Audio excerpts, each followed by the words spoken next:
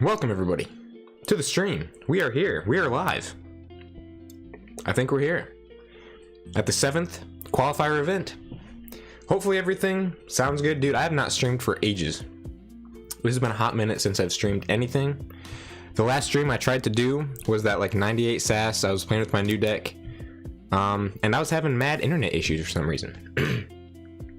And it was really annoying, and I haven't live streamed since, for fear that the internet issues would happen again. But here we are. Mr. K-Pop, welcome to the stream. Philip, good to see you as well. Welcome everybody to the stream. We got 5 viewers already. How's it going, everybody? All right, Archon Best of 1, round 1 is up. Good luck and have fun, everybody who's competing. Real quick here, let's take a look at the standings, or the bracket here. So our competitors, we have Karen, Rikuns, Zenzi, Sith of Angmar, Red Train, Galena, Murph, the one and only Murph, and yours truly. This is some stiff competition. I mean, the format is Archon Best of 1, so it's literally the best of the best, the spiciest of the spice is all going up against each other. So I'll pit it up against each other. It's gonna be crazy. This is some high level gameplay. I mean, even if you just look at these decks here, these decks are absolutely insane. Like, let's just click on this one real quick. Like, here's a 92 SAS mass mutation. Wow, how'd that come up that one time? A 92 SAS mass mutation. We've got a 80 SAS, another mass mutation. But yeah, we got some crazy competition here. So why don't we first off jump into, we gotta show our man Murph some love here. Murph versus yours truly. Let's see if we can't find that.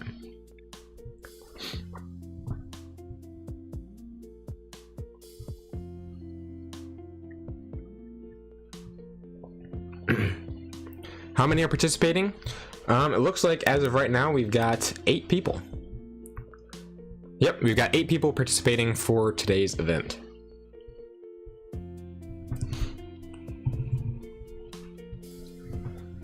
What the heck? The classic, I can't ever get into the game. Alrighty, here we are. Murph versus yours truly. Yours truly rocking a, hello? Show me the deck, please. An AOA deck, and it looks like Murph is also rocking the AOA deck. Murph says hello stream. Hello Murph, how's it going?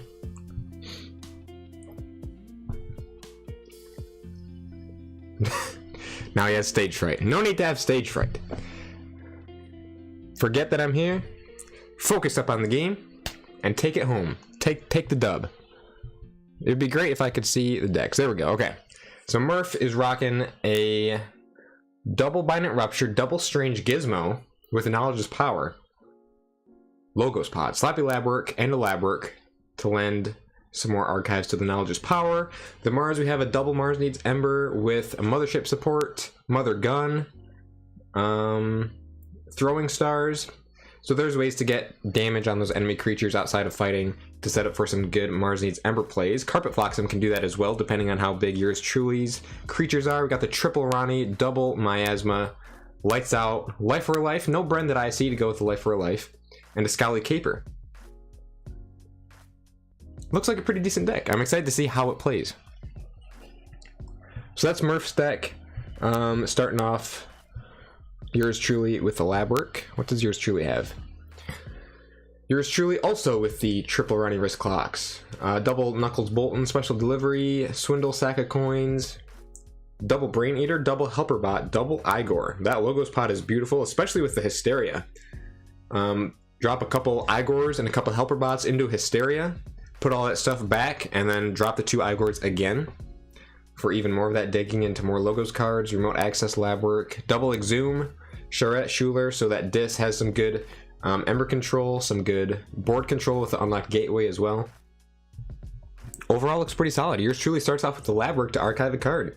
Already setting stuff up. Murph responds with a lab work as well. Plays a Cutthroat Research for the Ember Pip. Plays Knowledge's Power to archive a card instead of the Ember Game. Looks like his Knowledges of Power came a little bit early. So far, no board whatsoever. Just building up the archives straight away.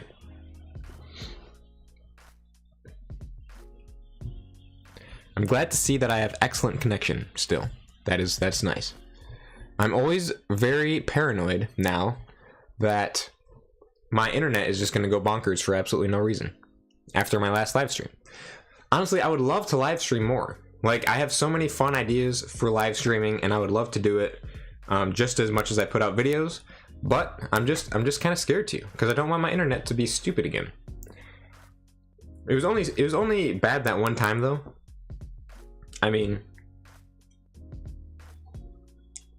so it'd probably be fine. Like, it doesn't happen very often, but it's still annoying that it could happen.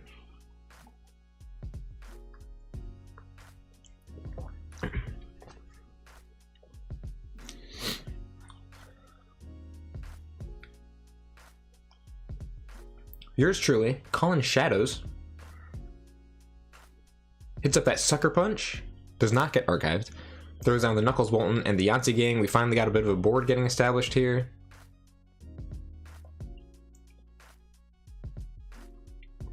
What sort of board control does Murph have? I know that yours truly has some pretty solid board control, but what does Murph got? Has the lights out, the life for life, the throwing stars kind of works as board control a little bit. Carpet Flotsam, destroy them all. The double strange gizmo. So it's definitely there. Destroy them all is such a good card. Yours truly also throws down the special delivery. Murph plays the sucker punch. Oh, Murph actually picked up the archives. Ronnie steals one. Life for a life to the Ronnie to hit the Yahtzee gang and finishes the turn with a little niff. Joker, welcome to the stream. Good morning. We are here. KFPL Qualifier event number 7. Evening, I'd say. It is 11:07 a.m. for me. Literally, these events happen at the perfect time for me. I can take my time getting up in the morning, have a nice, I can sleep in a little bit, take my time getting ready for the day, sit down, and stream some KeyForge. It's so perfect. I don't have to get up at like 4 in the morning or start streaming at like 9 in the evening. It's really nice.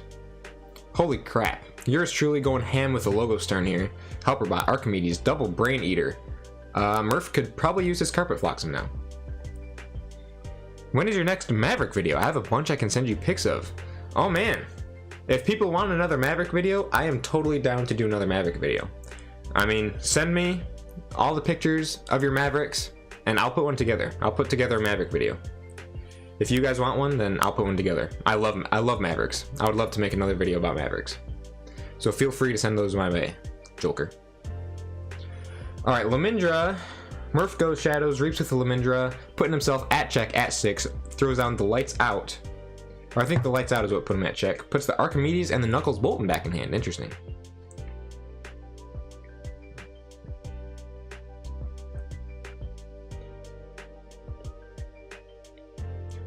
You have like 8 Sanctum ones saved up for it? Oh, that is awesome. Yeah, please send those my way. I would love to see some Sanctum Mavericks.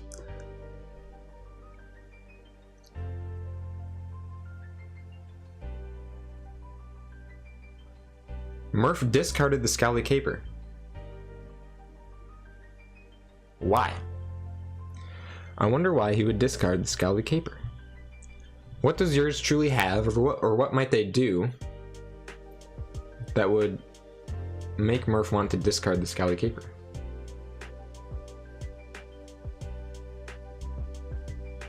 We got Emperor Riku, D20 Emperor Riku, joining the game as a spectator.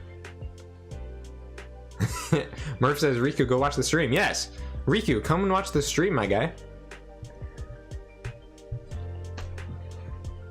No, I guess that's what he's doing. He peaced out. Come watch the stream. Alright, yours truly going Logos. Plays the Archimedes again, naturally. Helperbot into Charette to take Murph off of check. And really, Murph's board consists of a measly Lamindra at the moment. So, I mean, sure enough, yours truly is just reaping out with the rest of his Logos cards, putting himself at check. 7 Ember. Also, we got 10 viewers in the stream, in the chat. Hello, everybody. Thank you so much for stopping by. Oh, now I'm down to 8. Never mind. Well, it's good having you guys nonetheless. Super exciting. We are here. We're doing this. Murph plays a Hypno Beam and Ulix the Zookeeper, desperately trying to maintain some semblance of a board, while yours truly just builds theirs out. Murph has got to be looking for that Carpet Flotsam. Well, Carpet Floxam's not going to do a whole lot right now. Probably the, excuse me, the Destroy Them All. The Lights Out is gone already. Oh, Emperor Riku's back. Strange Gizmos. I'm trying to remember. Does Strange Gizmo go off when the opponent forges or when you forge? Or when either person forges? Zach Armstrong, welcome to the stream. Emoji Spam, welcome. Glad to have you.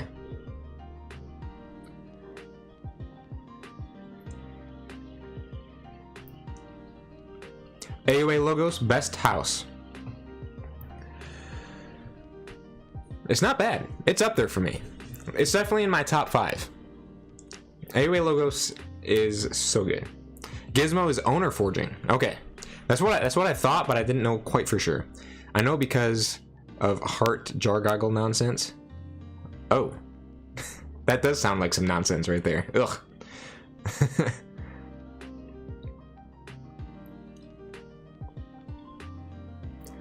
Jargoggle, yeah, interesting.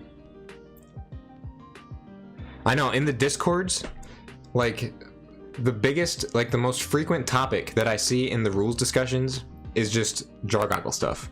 It's like every time I go to the, like, anywhere that's discussing rules or how cards work, it's always Jargoggle that's being talked about.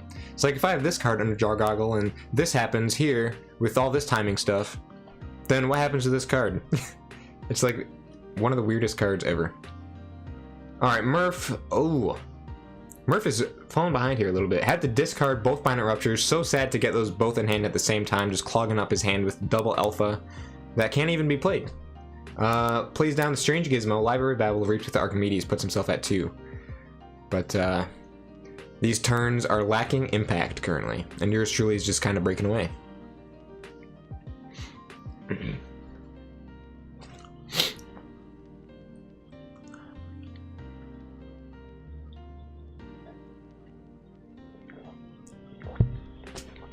But man, I must say, it feels good to be live streaming again. This is fun. I love live streaming. If only my microphone could sound a little bit better, that'd be great. And then I know that some people in the community have really been going ham with the live streaming recently. Dinobot has been crushing it with the live streams. I know Mr. K-Pop, I think if you're still in the chat, you're live streaming now, right? Linisu, or I think you changed your name or something. But I saw a couple of your streams, and they are crisp and high quality. I love it. And then, who else was there? Zoke, DataForge, streaming away. Top tier stuff, I must say. Yeah, we got lots of good streamers here in KeyForge. Very, very true. All right, Murph stops yours truly's second key with a miasma off of HelperBot, actually. But still is not threatening check. But yeah, like Dinobot and Zoke, I think those are the two, I should say DataForge. So like Dinobot and DataForge, those are the two KeyForge streamers I've been watching the most of. And they've been going ham with like the emotes and like the stream elements and everything. And just like in general, the layouts and the interactivity that the viewers have with the stream itself.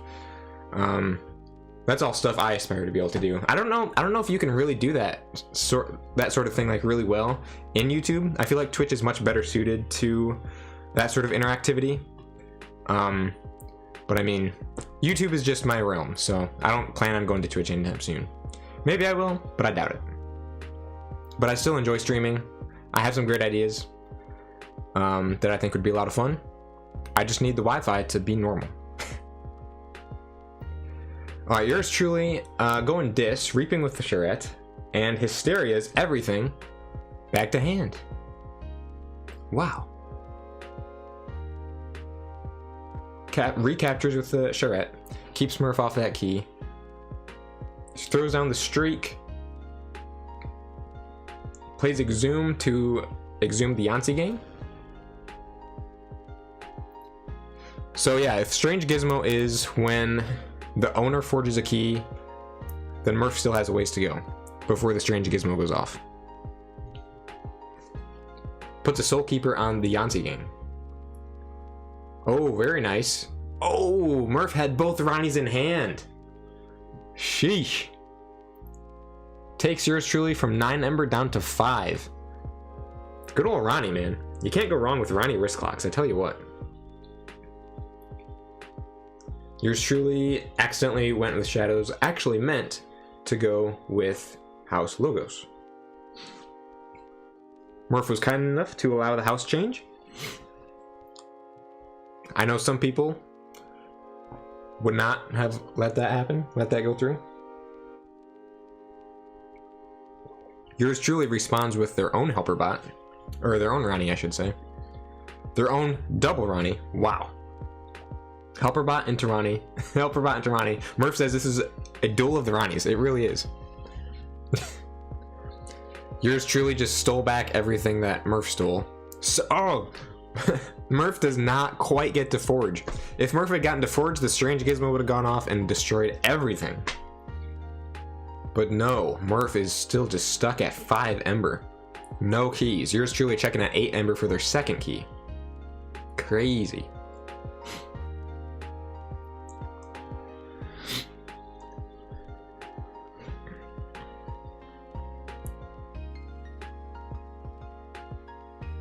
How many Hysterias does yours truly have?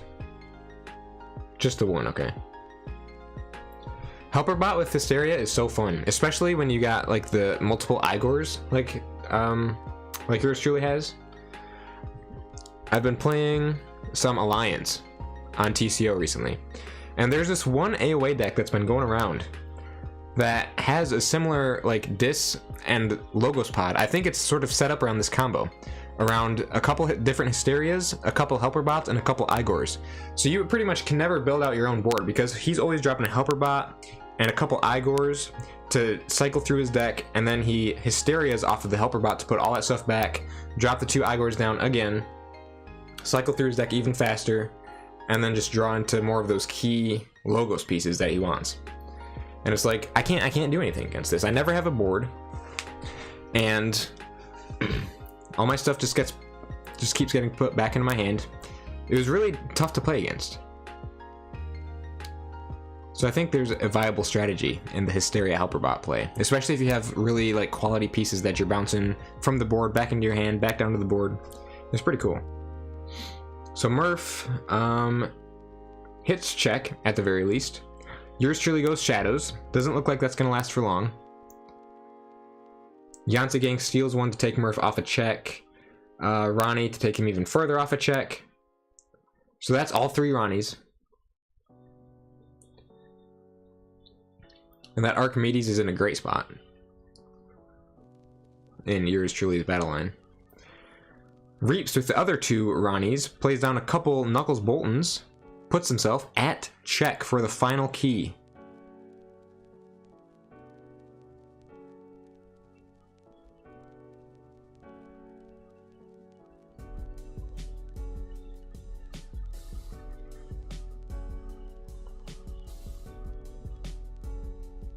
Murph goes Mars, picks up the Archives. Oh, and that streak is just chaining Murph as well. I didn't even notice that. I saw him use Truly's backpack and BDQ. I do not see a BDQ in here, actually. There is a Neutron Shark though, so pretty close. Pretty similar.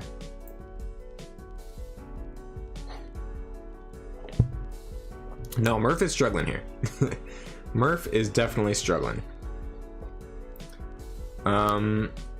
Those Mars needs Embers aren't doing anything. That's it.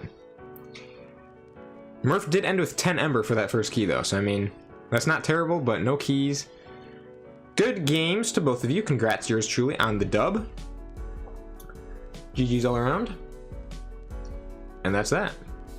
Wow. Absolute demolition by yours truly. Whoa, destroying my desk over here. Yeah, Shark is a little more chaotic than BDQ. Shark is crazy. Okay, so that's that game. What other games do we got here?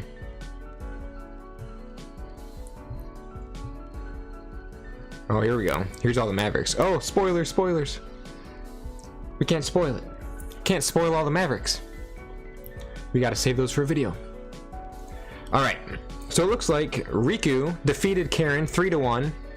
Yours truly defeated Murph 3-0. So we got Zenzi and Sith that are still going here. Also Red Train and Galena. Let's hop into Zenzi and Sith here. See what we've got popping.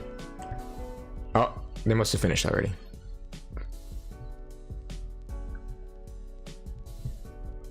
Excuse me.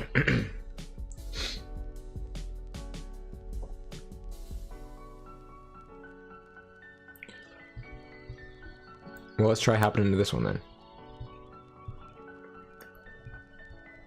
Oh, here, let me see if I can find him this way. Here we go. Zenzi and Sith. There we go. Now I'm in. So Zenzi versus Smith. Wow, we don't even have any keys forged over here yet. It looks like we got Worlds Collide on Mass Mutation. Sith rocking this very enhancement-filled Mass Mutation deck. First off, look at this Research Smoko. This thing has 3 entire damage pips on it. That's crazy. This Cronus has the built-in draw pip and the Ember pip. Anyway, what else we got here?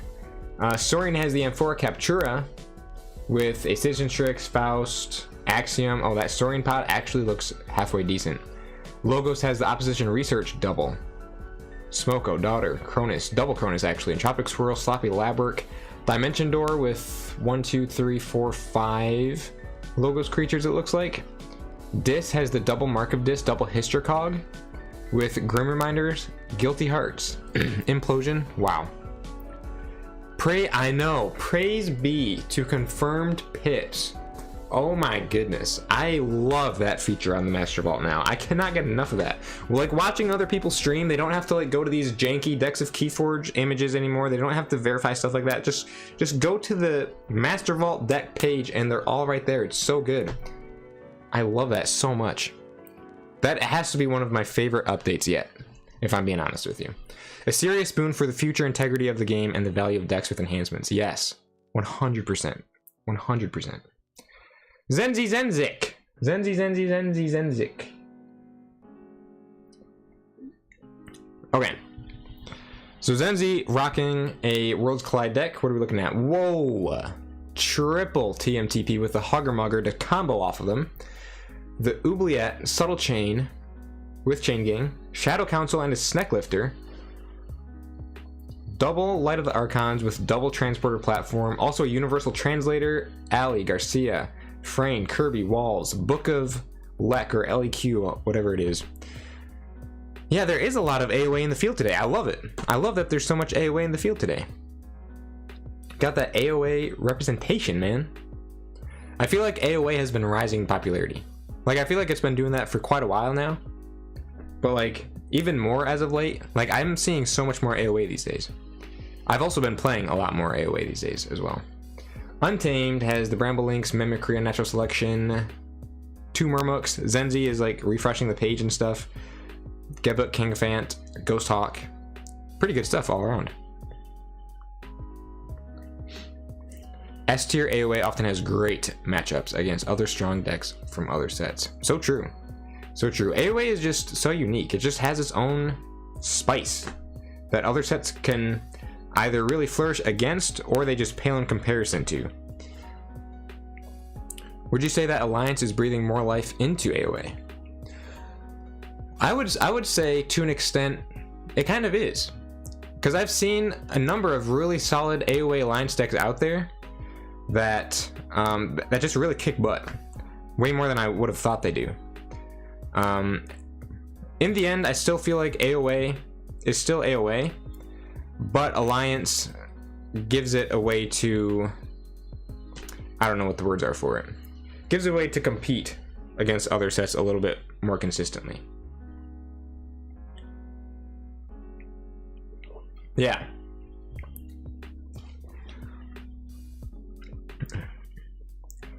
And that more people can now make S tier AOA and enjoy it. Exactly. That as well. I think people are just coming around on the fact that it plays well into new sets. And AOA more than other sets has S tier pods and bad decks. Exactly. I recently opened. I've been cracking display after display after display of Age of Ascension. I'm still looking for that Genki deck, so I've just been opening AOA like crazy. But I recently opened an AOA deck that it wasn't like super good. I think it was like 73 sats or something. But the Logos pod was one of the best Logos pods I've ever seen. It had double Time Traveler for one thing. So it had the double Time Traveler and of course the double Help from Future Self. It also had 2 Helper Bots, and it had Binite Rupture, double Interdimensional Graft. So it had the Brigig, double Time Traveler, double Helper Bot, like an Archimedes, and some other good stuff. So that Logos pod was like the perfect Alliance Logos pod. And then if you combine that with a couple other really solid Logos pods, like maybe a Disc pod with some Exhumes and stuff, maybe get that Time Traveler and whatnot back, and some board control, unlock gateways and whatnot, Hysteria, and then maybe like a Shadows pod or something. I mean, Logos has some, or I mean AOA has some insane pods that you can build a very viable Alliance deck with, I'd say. I'm actually trading that deck away for a different Alliance pod, but... And cheap displays still available on Amazon. Yes, exactly. So, that's what I've been doing. Just buying a whole bunch of those cheap displays.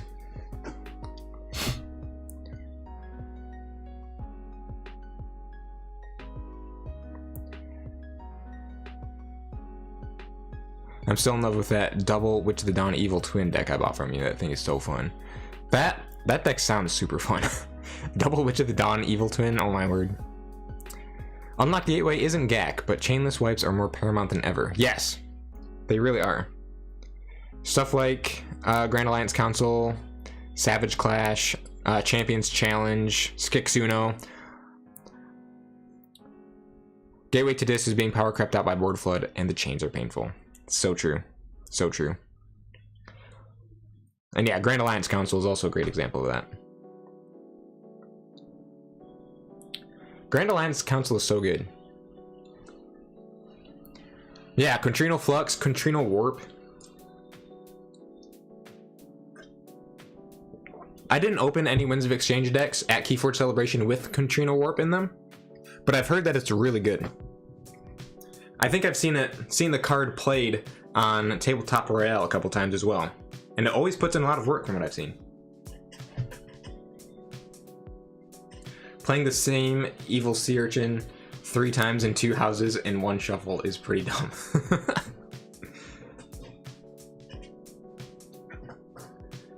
Dark Tidings has some good stuff, I must say.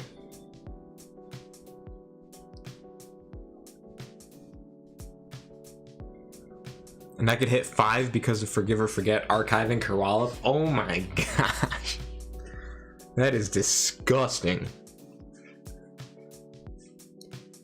That's like what? Stealing 10 Ember if the tide is high? And so you're like stealing 10 Ember, gaining 2 more because of the Kerwallop, and then the King Fan. Yeah, just casual steal 10. I'll just steal 10 Ember real quick. You know, that's pretty normal in most games. Just stealing 10 Ember. Not even like with the too much to protect or anything. I mean, I'm just playing a couple creatures. It's all good.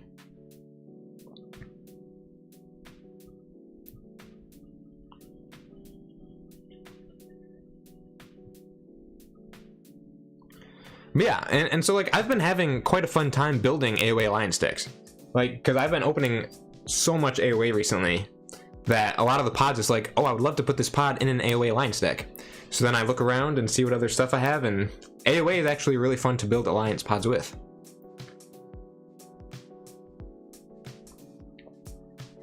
Or Alliance decks with, I should say. Double Evil Witch of the Dawn Omnipus? What in the world? That sounds so cool. That sounds amazing. Dude, there's a deck for sale on Decks of KeyForge that has a Maverick, Omnipus, and Saurian. So it has like the Omnipus in Saurian, but then also all the Tentaclids also in Saurian. So it's like the Omnipus and like 4 or 5 Tentaclids all in Saurian. And it's for sale. The deck is like 50 sats or something. Like it's just a terrible deck. Like so horribly rated. But just the fact that it has a Maverick, like Omnipus with all the Tentaclids in the Saurian is so cool. I would love to have that deck. Joker has the highest SAS Maverick Omnipus. Oh, that is amazing. Did you open it yourself? Or was it bought off the secondary market?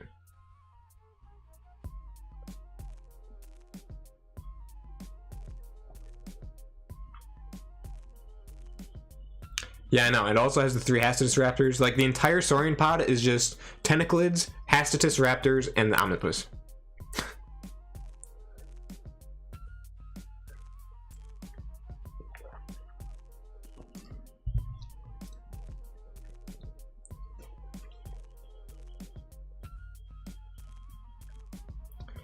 Yeah, sure enough, Sith's Saurian pod is putting in some work here. Joker, I opened it in the sealed event at the Midwest charity event. Oh, that is so cool. That is awesome. I would have loved to see like your reaction as you open that. Like, you must have been so hyped to open a Maverick Omnipus and have it be the highest rated as well. Got to play it and see people's reaction to calling Logos and dropping a bunch of Tentaclids on them. So it's in Logos, a Logos Omnipus. That's awesome. I shouted very loud. Yeah, that's what I would have done too. You should, if you have access to it, when you get the chance, you should drop the DOK link into the chat here so we can take a look at it. Or even the Master Vault link, whatever works best.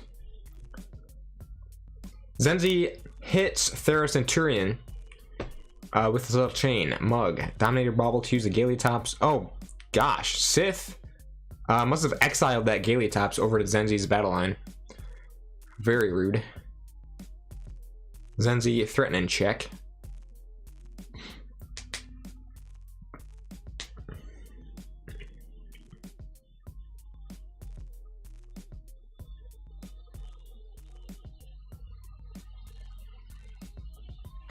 Oh yeah, is there? Wait, there's a KeyForge game going right now.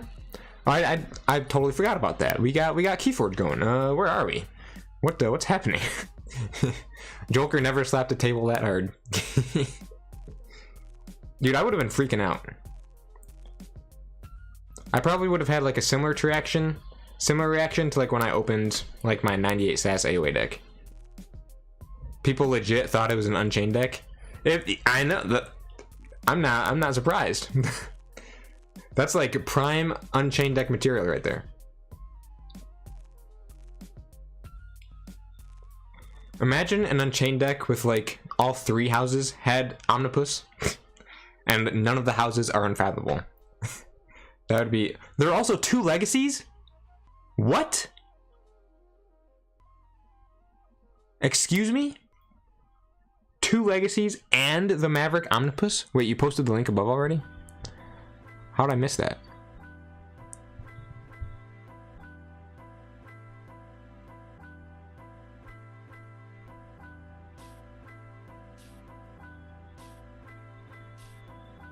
I'm not seeing the link.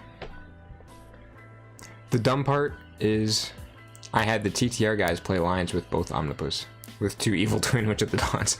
Nice.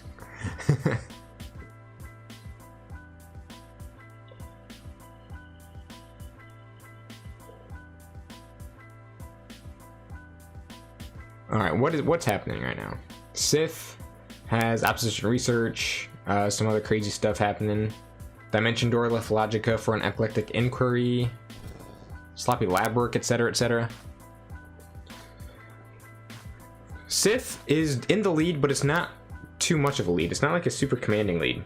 And now we got the Mustic Murma keeping Sith off of their second key and also taking out the Faust the Great. Very nice. Honestly, I could probably just look up. I could probably just search on DOK. Like Omnipus in Logos or whatever. Back to lurking. Bye, my fellow Archons. GG's. Hey, thanks for stopping in the stream, Zach. It was great to have you. Great to see you in the chat. Thanks for stopping by.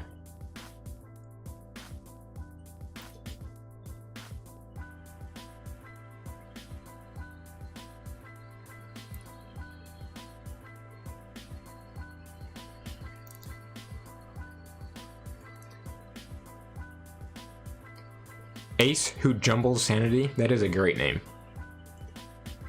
Yay, Fudginator, my favorite player. Stephanie, welcome to the chat. Welcome to the stream. Glad to have you. I don't think I've seen you in here before, so welcome. Rooting for Fudginator, I see.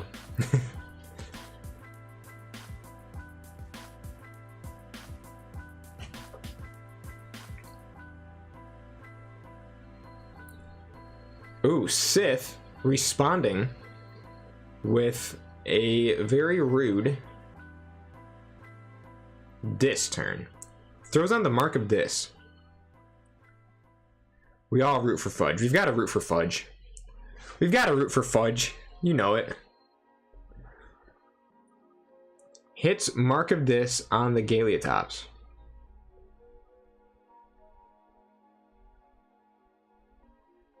So, alright, hold on a minute. Mark of Dis. Its controller must choose that creature's house as their active house on their next turn. So even though Zenzi doesn't have Saurian on their Archon card, they still have to go Saurian, correct? Because Saurian is on their side, and they got Mark of Dis into it.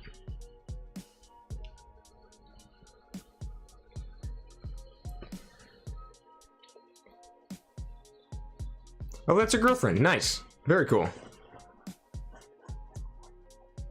Cool to see her in the chat. Wow, so yeah, that's a brutal Mark of Dis then. That's a brutal Mark of Dis. Forcing Zenzi into a house that he doesn't even have in his deck.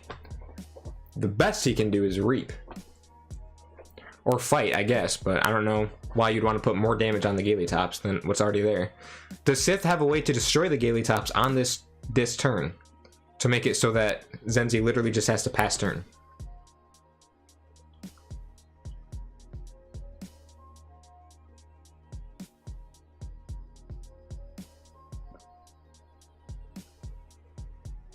Discards the Guilty Hearts?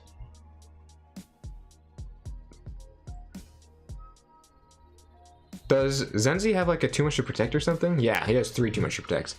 Oh, that's tough for Sith. That's why he discarded the Guilty Hearts.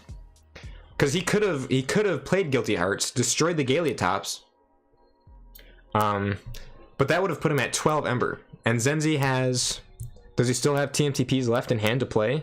He's played 1, 2, 3 of them. Wait, he's played all 3 TMTPs. So it seems like Sith could have bursted. Unless there's like an interdimensional graft or something. TMTPs... Huh. Yeah, I don't know. It seems like Sith could have played the Guilty Heart safely. Yeah, he would have been giving 2 Ember to Zenzi. Because his Hystercog and I think one other creature had Ember on them. But I feel like that would have been worth it to kill the Galeotops, force Zenzi into a completely dead turn that he just has to pass back to Sith, who now has 12 Ember for his second key. So Guilty Heart seems like it would have been a safe play, but maybe I'm wrong.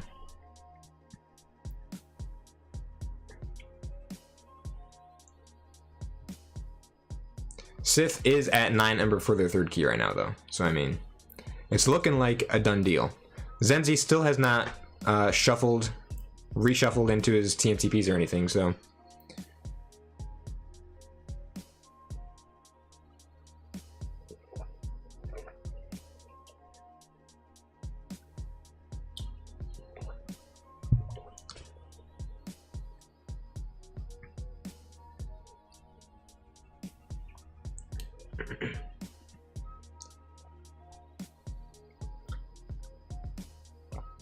Does he have Garcia in hand? Does Zenzi have Garcia? Because Garcia could stop the key with both transporter platforms right now. Yeah.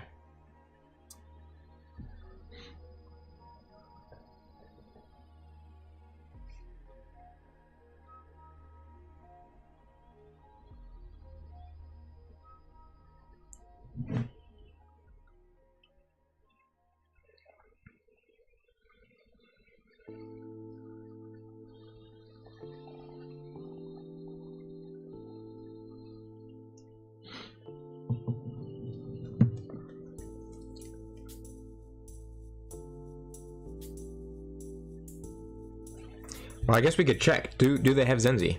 Like access to, or not Zenzi, to Garcia? No, Garcia is in the discard pile. As is the Frayne. And the Kirby.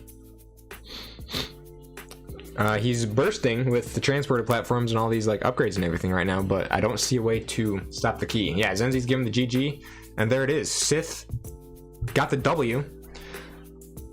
Congrats to Sith. I mean, for managing to beat a deck with triple TMTP and a Hugger Mugger. I mean, the self-control that it takes to not burst when there's that much scaling Ember control in the opponent's deck is tremendous. So, good games. Congrats to Sith for taking home the W. And with that, I think we'll be moving on to round 2 here. Yeah, we got Galena, went 3-0 against Red Train. Yours truly 3-0 against Murph. Sith 3-1 against Zenzi. Riku 3-1 against Karen. Looks like we've got the round 2 standings up now. Zenzi versus Murph, Karen versus Red Train, Sith versus yours truly, and Riku versus Galena. I say we hop into Riku versus Galena because I don't think we've seen either of those players yet. So we can hop into that one and see what things are looking like. While we wait, we can hop into Yolker's deck here.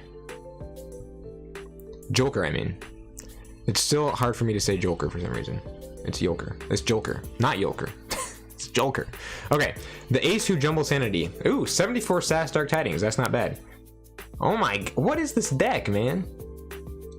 So yeah, there's the Maverick Omnipus with all the Maverick Tentaclids and logos. That's crazy.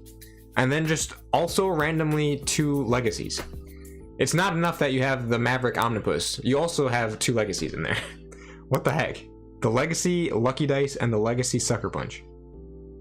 And double Mac the Knife, also. That's super cool. And it doesn't look that bad either. Look at the speed on this thing.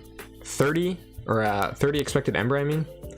I always call that speed, even though that, like, this is more speed, but expected Ember 30. That's crazy. 8.7 Ember control. Wow.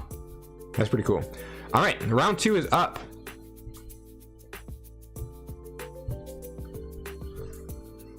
All right, so we got Riku versus Galena. Let's see if we can't find that one.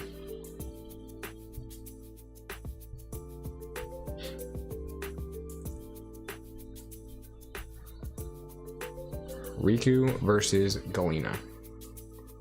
There it is.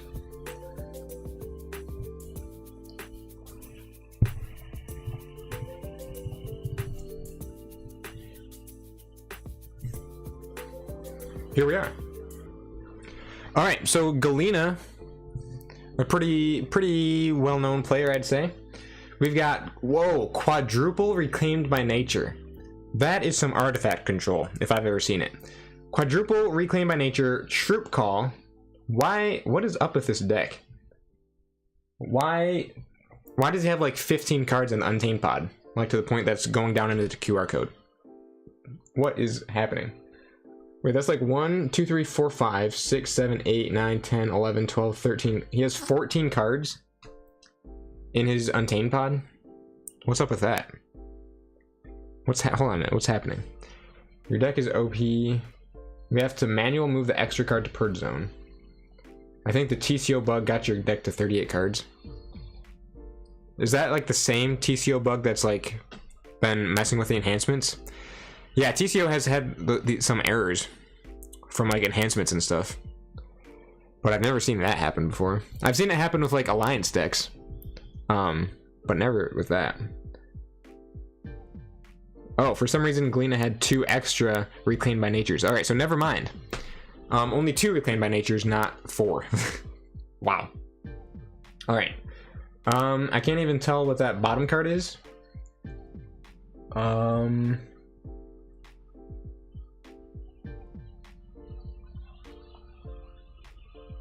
Yeah, I have no clue what that bottom card is. But it's a Dark Harbinger deck, it looks like. Wait. Oh, that bottom card is Dark Harbinger. Okay. So Dark Harbinger, Fandangle with Fangtooth Cavern, stuff like that. Troop Call, interesting. Logos has the Howling Pit. Professor Torado. Lots of mutants all around here. BDQ, Causal Loop, Eclectic Inquiry. Mark of Dis, Wail of the Damned, the Terror, Soulkeepers, Kixuno, Infernus. Good stuff all around. That's a pretty good looking Mass Mutation deck. Looks pretty speedy. Riku over here with the, naturally, the Genka AoA. Wow, 4 helper bots, Genka, and double routine job with Rani. That's crazy. Left Coulomb is an insane deck, bro. It looks insane. Look at this. It looks crazy. Is this like a well-known deck? Because I mean, it seems like it would be. Like, this thing must have been used in numerous tournaments. Look at this thing. Whistling Darts. I mean, that's insane. How do you beat this deck? Quadruple. Yeah, it has double Archimedes. Oh my gosh. Double Archimedes, 4 helper bots with the BDQ. Just play down the helper bots and then archive them all.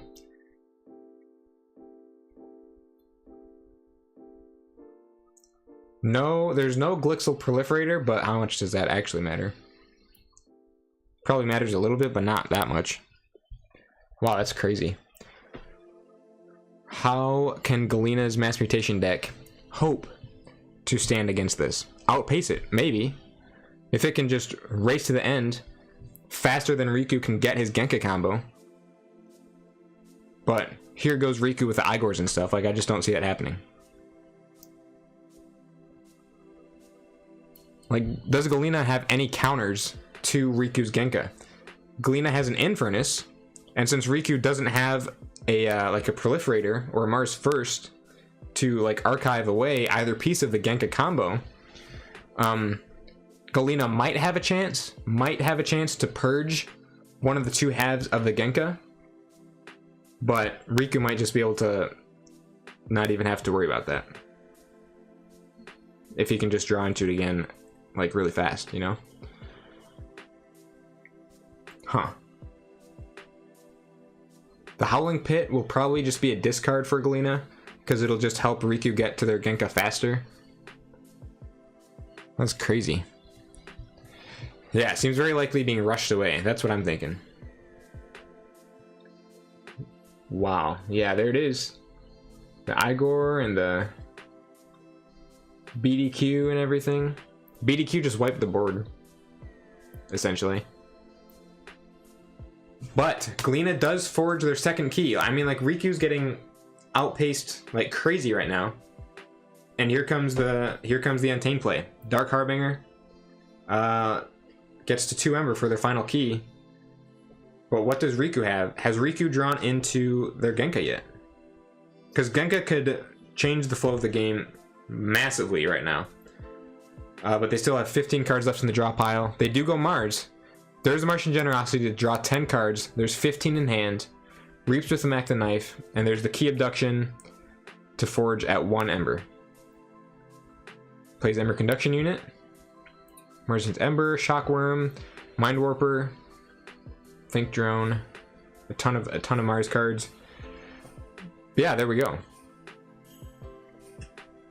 Any random discard in the disc for Galena? Not that I see. Nope. There's not. Okay, so yeah, so there was the Key Abduction play. Like, there was the Genka. But Galena still has a massive lead, and with no Proliferator or anything like that, Riku doesn't really seem to have a way to get those pieces back into hand very quickly. Their Helper Bots and their Igors, their Professor Sutterkin, they're all in the discard pile right now. There's still a couple Helper Bots coming up. So, I mean, if Riku can somehow shuffle their discard pile back into their deck and reshuffle like really fast, then he might have a very, very small chance to get into that Genka again, but I just don't see that happening. I think Galena might be able to take home the W on this one. However, Riku does have some pretty big turns coming up. I mean, 9 cards in hand. Like, there's still hope for Riku. The game is still really close. It's anybody's game. But Galena does, I think, have a pretty good chance of winning this one. Maybe. Maybe. Riku is going ham with this Shadow turn right now.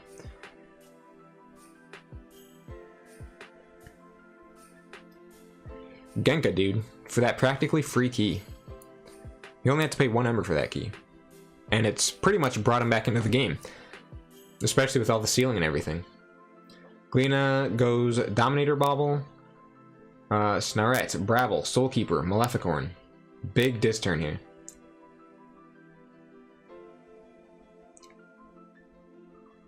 Okay, Riku is in the lead by 1 single Ember now. Dude, Genka might have just done it.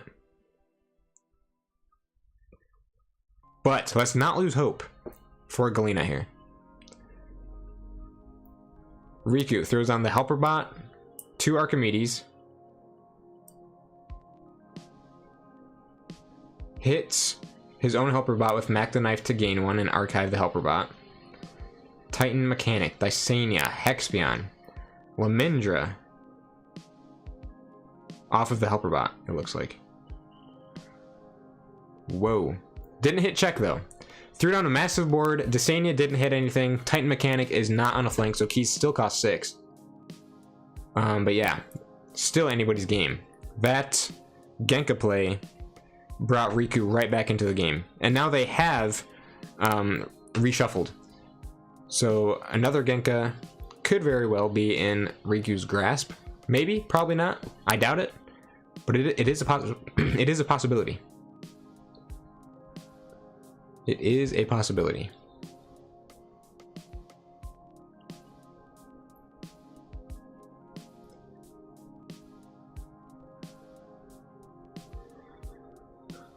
Galena is reaping out.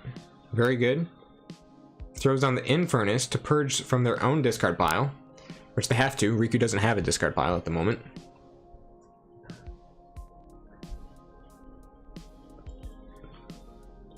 Hits the Sloppy Labyrinth and the Neurosiphon to make Riku lose 3 Ember. Which one had 2? Oh wow, that Sloppy Labyrinth has a ton of enhancements on it.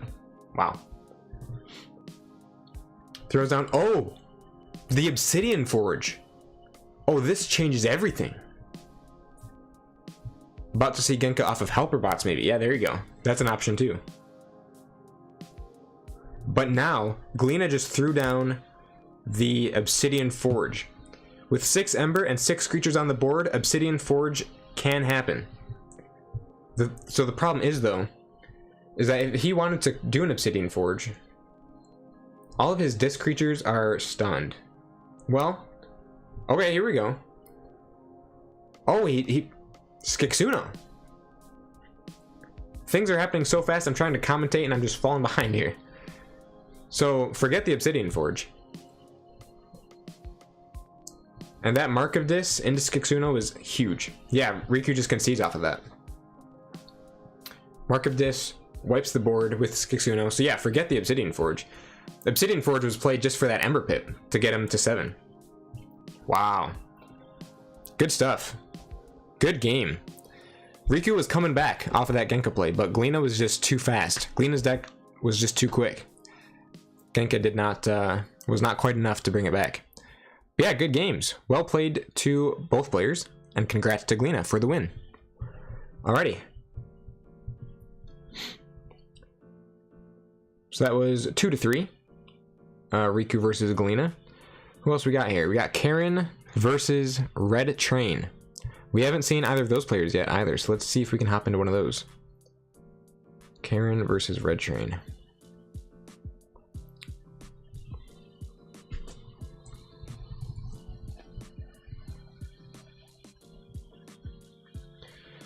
Alright, so Karen has 1 KeyForge, and that's about it. Karen has a really interesting deck. It is not a Genka deck, but it does have the Martian Generosity. And I think I've seen them play this deck before. Exterminate, Exterminate, double. Mars Needs Ember, double. Triple Tixel Beambuckler is great for putting some of that extra damage onto enemy creatures to set up for a Mars Needs Ember play. I mean, already look at how much Ember is on Red Train's creatures. That might just be from capturing, but I have the feeling that some Mars Needs Embers have been played.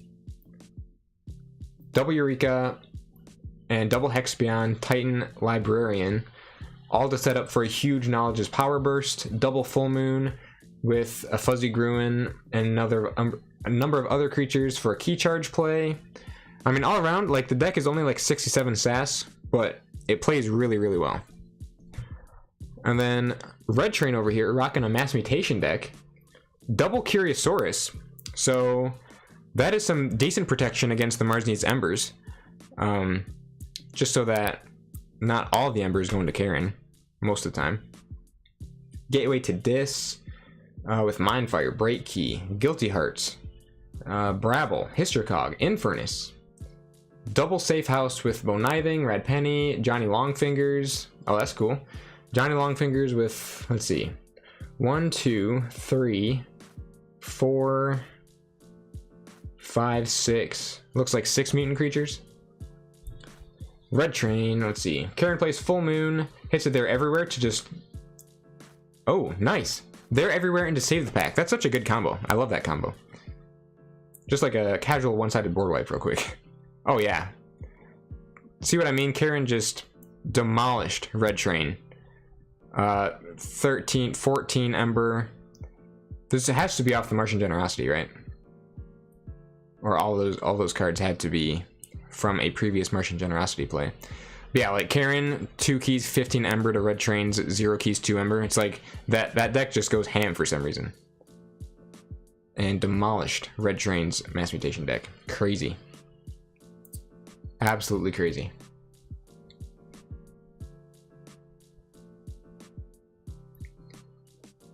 And Red Train, playing a Mass Mutation deck, doesn't really have a ton of scaling Ember control. In fact, pretty much none. No logos for the Effervescent Principle or anything. So yeah, I think that's probably the dub for Karen.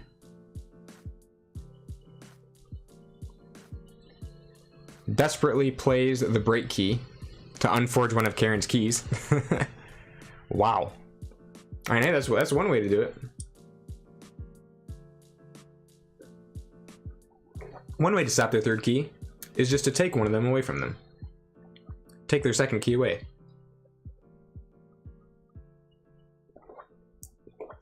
Oh yeah, Karen literally just forges and then passes turn.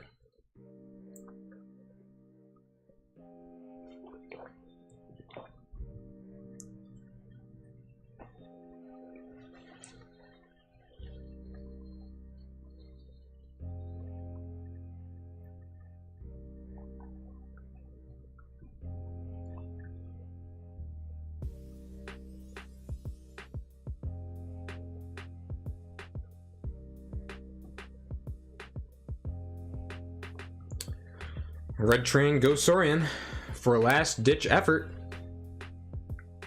See, I think a part of the problem here is that Red Train never got his Curious Sources out. So when Karen hit that Save the Pack, They're Everywhere combo, just all of that Ember went right to Karen. And none of it got transferred over to any of Karen's creatures. And I think that was what did it. Or at least a part of what did it. I mean, I think Karen still would have gotten a ton of Ember, because there was so much Ember on Red Train's creatures. But at least the Curious Sources would have minimized the damage at least a little bit. So, good games to Red Train and Karen. Karen took home a very resounding W.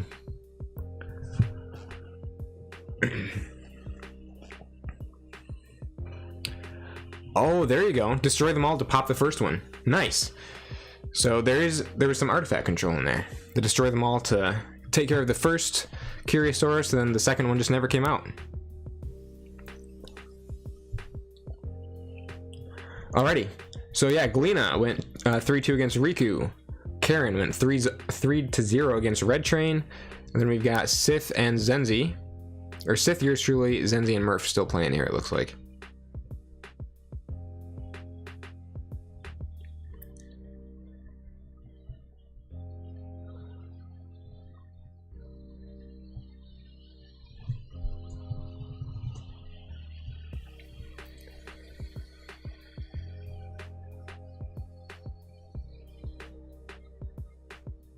What is happening?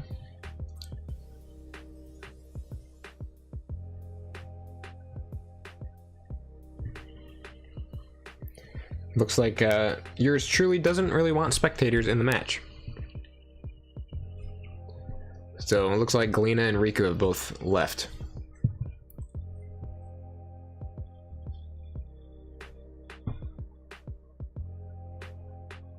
Looks like since they're both in the tournament as players, as competitors, yours truly doesn't want the competition looking at what he's got. That's fair, I'd say. Yours truly is looking for the win today. Looking to get that qualification spot for KFPL. They'll do whatever it takes. Alright, so yours truly is rocking which deck again? Oh yeah, the triple Ronnie, crazy Igor's Helperbots Hysteria's deck with Exhumes and whatnot, Neutron Shark, etc. Sith has the double mark of this, Hystercog, and for Captura stuff. Okay, cool.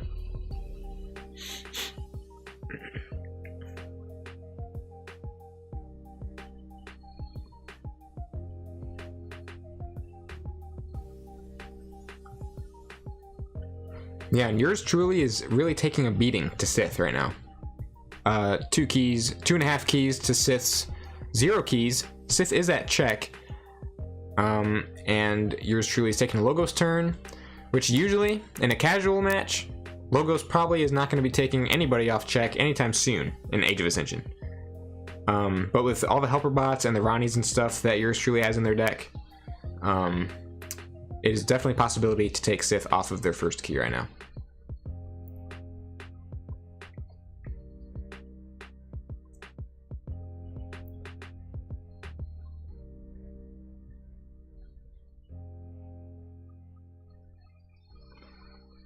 Yep, there's a helper bot into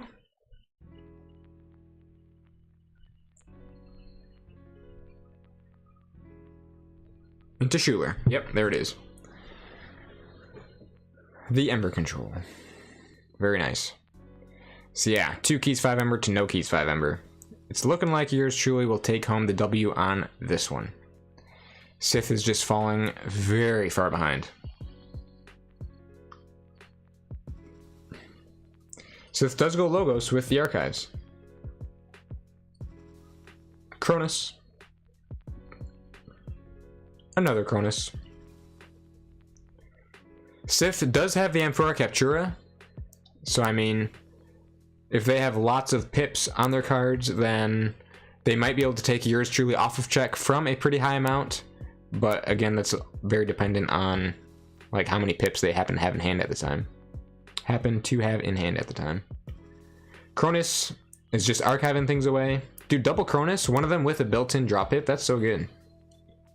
Opposition Research for no Reaping, Q-Mex. Sith still have some... holy crap.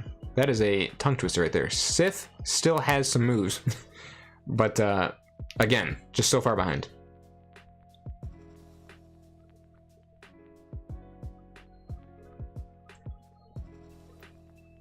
So yours truly cannot reap on this upcoming turn.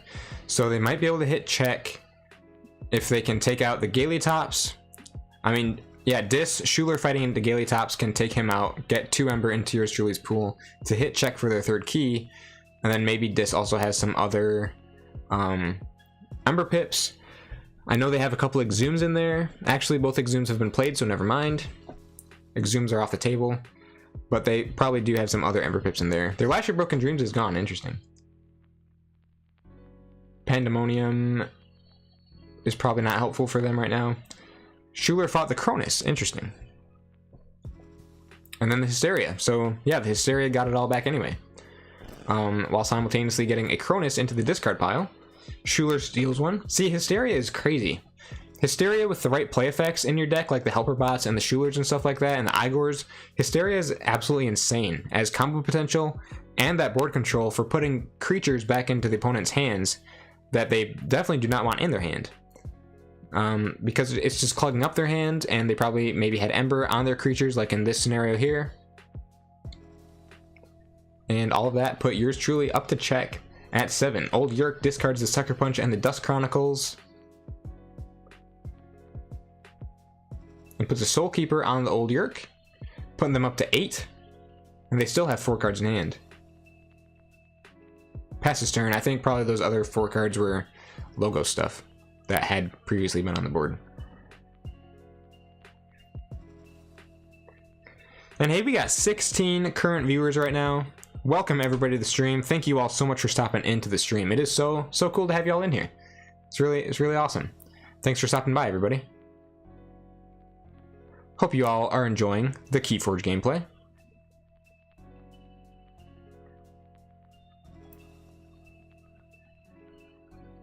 Sith goes Logos. Do they have an answer in Logos? Another Cronus. Research Smoko. Oh, the triple damage pip Research Smoko. Look at that thing.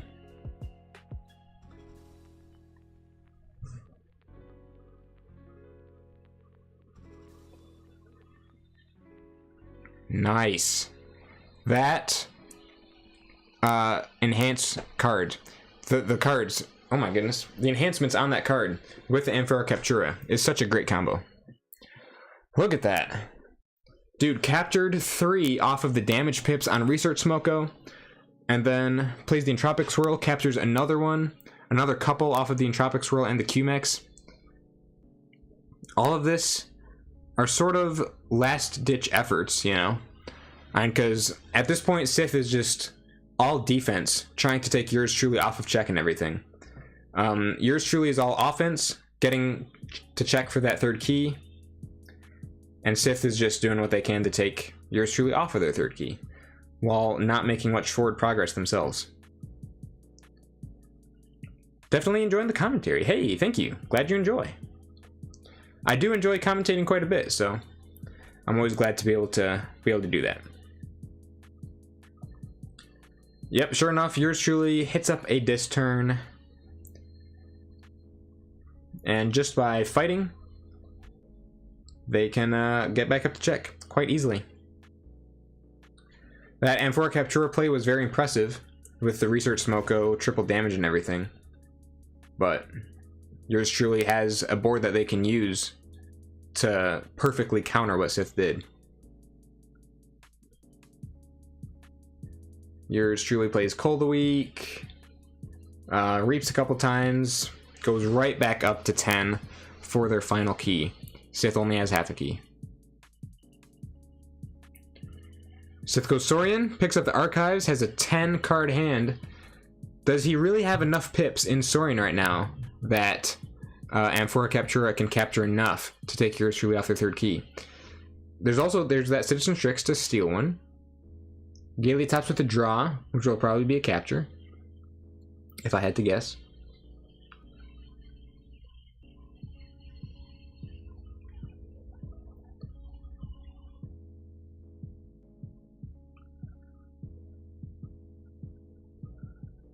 Yep, captures one onto the Gaily tops.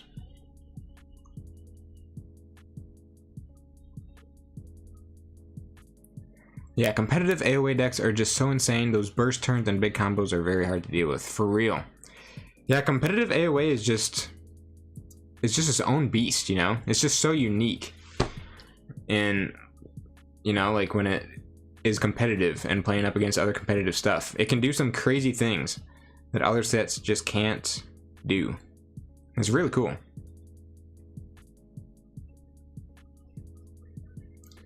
AoE second best set. And I think we all know what what you would put as the best set, Fudgenator. I think we definitely know. But you would put AoE at second best. Interesting. We are so very different from each other. In the way that we rank the sets, we are so very different.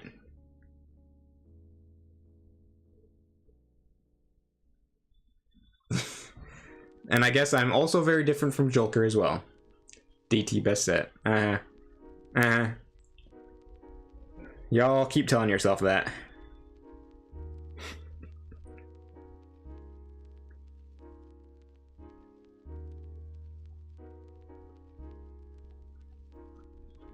Wow, so that was a pretty good Saurian turn right there.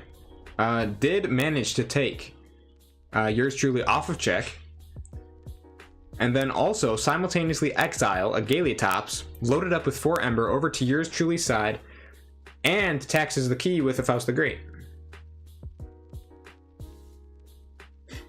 Well, we can't always make the right choices.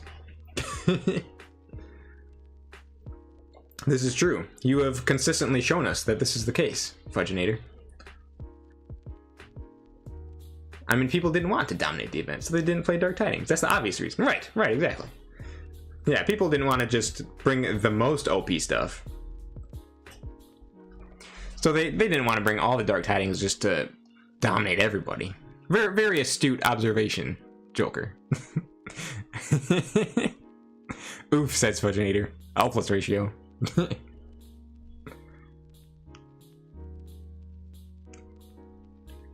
Yours truly with the unlocked gateway. Does Sith actually get to forge? Oh, Sith got to forge a key. Yours truly back up to 10. AOA, Mass Mutation, Coda, Worlds Collide, Dark Tidings is where Swindle is at right now. Okay. For me, what would I'd have to say MM is at the top for me. Probably Mass Mutation, and then Worlds Collide, AOA, Coda, Dark Tidings for me. I think that's where it'd be.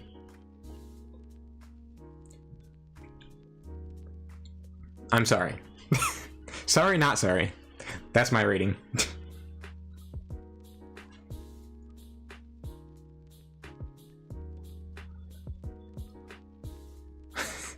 DT, AOA, Mass Mutation, Worlds Collide, Coda. Coda at the bottom. Interesting. Coda at the very bottom. Alright, so there we go. Yours truly took home the dub. That was actually, like, Sith actually was making a bit of a run right there. Like, that wasn't bad at all. 1 key, 7 Ember, like almost to their second key. That wasn't too much of a blowout. It looked like it was gonna be a huge blowout, but it wasn't.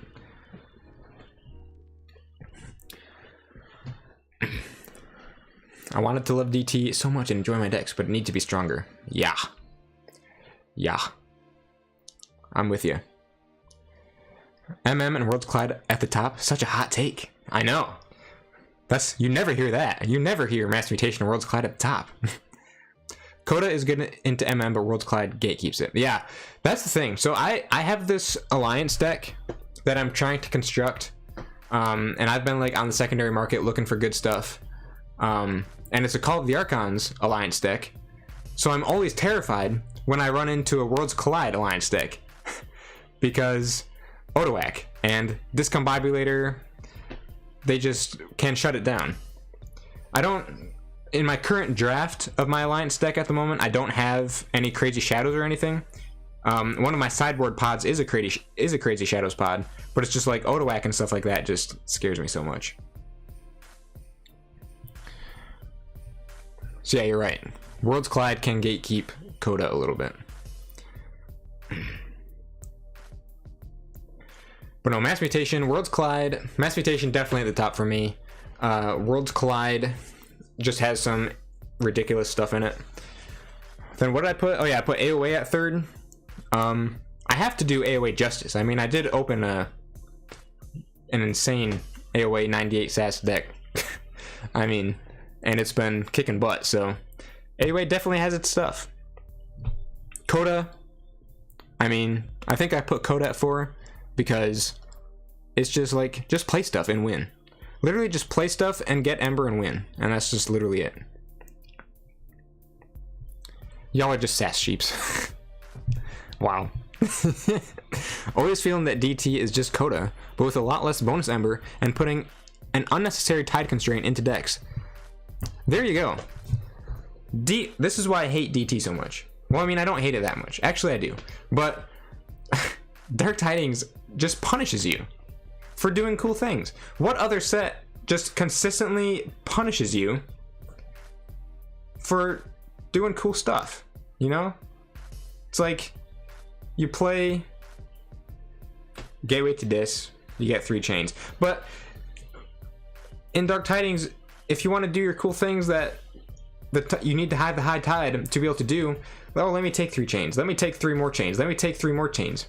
Or, I mean, maybe your deck has a ton of cards that like raise the tide for you for free, but otherwise you have all these cool combos and everything you want to do, but you have to chain yourself in order to do them. No other set does that. Dark Tidings does has GAC. This is true. That's a great card right there. There are no better rush decks than Dark Tidings. What? I beg to differ. I beg to differ. Dark Tidings does have some insane rush, but I don't know personally that it's quite at the level of Coda. It's a combo set, yes. Dark Tidings is very much a combo set, just like Age of Ascension. But then, just like Age of Ascension, AoE doesn't punish you for your cool combos. Dark Tidings does half the time. Change your mind. Oh, that there are no better rush decks than DT? Well, let me see what things are looking like here first, and then I'll change your mind. Dark Tidings has the best Untamed for rush? Definitely. What? What are you talking about? Heck no. Heck no. It has great rush. It has insane rush. But I don't like, it's close to Coda. But I would put Coda above Dark Tidings in terms of Untamed rush. It's really close. Like Chelonia, the Deepwater Groons and everything, like that's comparable to Coda rush.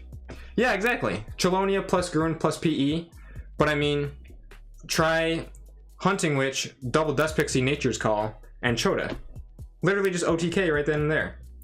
Hunting Witch, yeah. Hunting Witch, Double Dust Pixie, Chota. Forge key. Nature's Call, put it all back.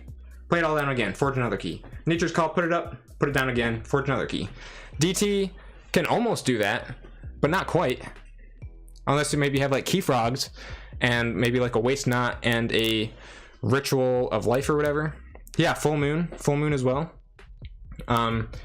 Like I think DT has some insane Untamed rush, but it's not quite as consistent as the Untamed rush found in Coda. It's similar in power, it's similar in speed, but not quite as consistent, I don't think.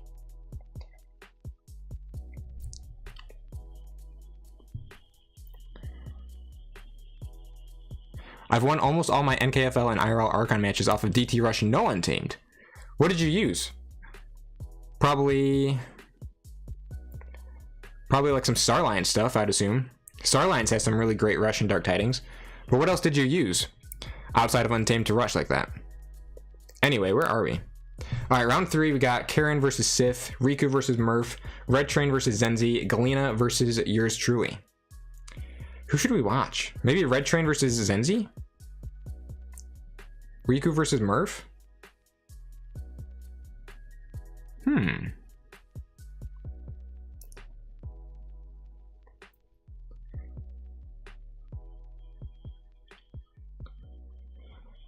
Is there anybody in particular that you guys want to watch?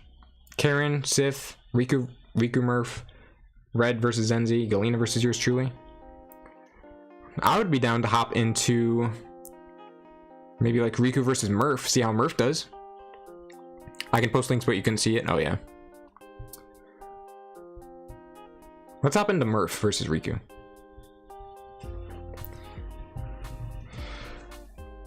I mean, if you just like you could do what you did last time. If you just Joker, if you just send me like the links via Discord or something,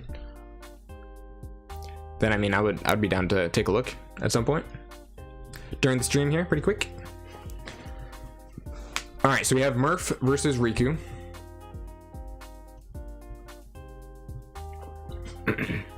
Murph has the Double Strange Gizmo, the Triple Rani deck again. Murph needs Ember, destroy them all, which is nice. Double Miasma, lights out. Riku over here with, is this the Genka deck? Yes, it is. Riku with the crazy Genka deck. Again, so like, it looks like the key to beat Riku's deck is you just gotta outpace it. Like, I think it was Galena was Riku's previous opponent, or we saw Galena versus Riku, I think, and Galena just totally outpaced Riku with their Mass Mutation deck. So can Murph do the same with their AoE deck? AoE able to do big game-changing combos. DT does lots of small combos, but not as game-changing as AoE. I think for the most part, I would agree. Dark Tidings does have some insane combos. I think particularly in the Star Alliance, you see lots of wild combo pieces that when they come together, they can shift the game like insane amounts. But AOA, yeah, also has some of that crazy stuff too. Again, I think maybe with AOA it just appears a little more frequently than it does in DT.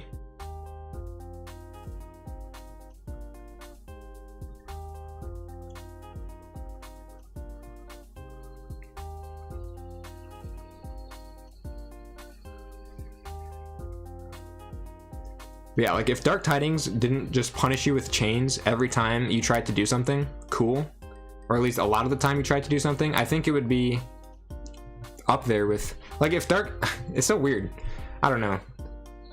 If Dark Tidings didn't have the Tide and just completely did away with all of its theme, maybe it'd be good. No, I'm just kidding. The Tide is an interesting part of KeyForge, but the Tide is an interesting part of Dark Tidings. I just feel like it wasn't implemented very well. Like it has some cool stuff, but it's just, I don't know. It's not my cup of tea, I guess.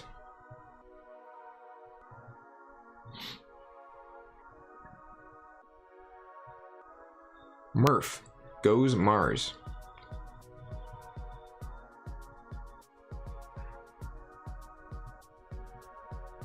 And plays a collector room. There we have it. Riku goes Logos with the archives. Plays Dasania to get rid of Murph's archives. Ouch. Gain 2 Ember off of that. Throws down the Igor.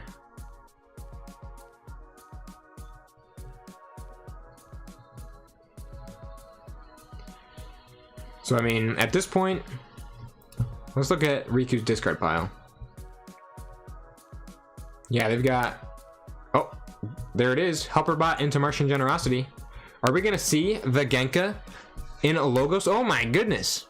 There it is. Whoa. We just saw Genka happen on a Logos turn.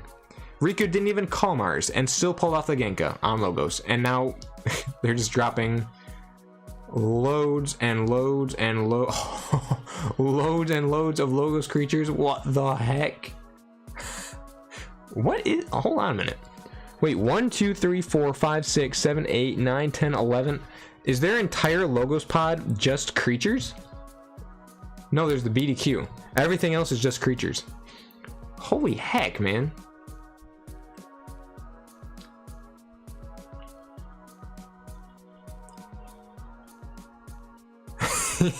This is why this deck is insane. Oh my gosh. The Genka off of Logos.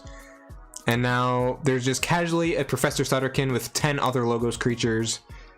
Oh my gosh. That's insane. Yeah, that is insane. Logos Genka is cool, for real. Yeah, with this, the Genka is totally better off in Logos here. That's what it looks like, at least. Holy heck. And then, well, it looks like Murph might hit the Sutterkin with this, destroy them all. But if the Sutterkin survived, I mean, I feel like they would just instantly draw right back into their key abduction and then be able to play it again. So yeah, this is where the comeback absolutely begins. If you could even call it a comeback. Holy heck. I think Dark Tidings could have benefited from more serious playtesting and adjustment before released. Yes, I absolutely agree. I absolutely agree with that. What just happened?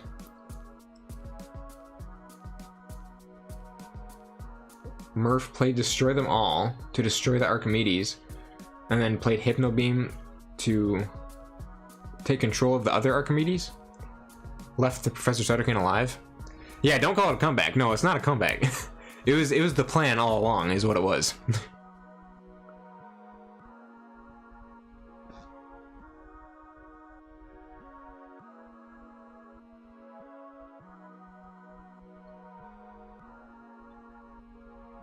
Murph given the GG's already. But yeah, I think Dark Tidings, if there had been some more playtesting, it could have been better. The Tide just did not work for me, and I don't think it worked for many others as well.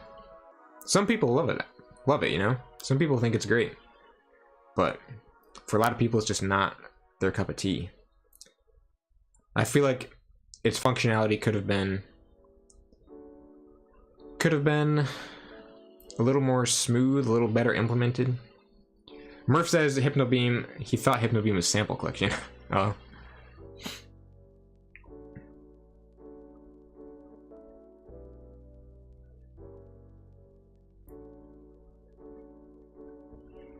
Especially Dark Tidings is right after Mass Mutation, which is a set that boosts cards' power and deck potential so much. Exactly.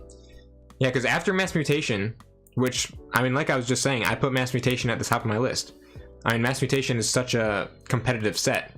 So then to release Dark Tidings right afterwards, a much less competitive set, in my opinion, that's so much more combo oriented and like chain manipulation oriented, and that, you know, so to have a set like Dark Tidings come after Mass Mutation is just kind of leaves a bitter taste in your mouth, you know.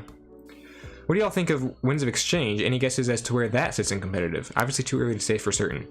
I think Winds of Exchange is going to be right up there with Mass Mutation. I think Winds of Exchange is going to be very similar in power level to Mass Mutation. I think Winds of Exchange is going to be... It's going to feel like, you know, when you open a Mass Mutation deck, I think opening Winds of Exchange is going to feel very similar. Like, obviously, you're going to open lots of average decks. Like, Winds of Exchange is also going to have lots of very average decks. But at the same time, I think you opened more stronger decks in Mass Mutation more frequently. Like, you got stronger decks in Mass Mutation more frequently than you did in other sets. And I think the same is going to be for Winds of Exchange.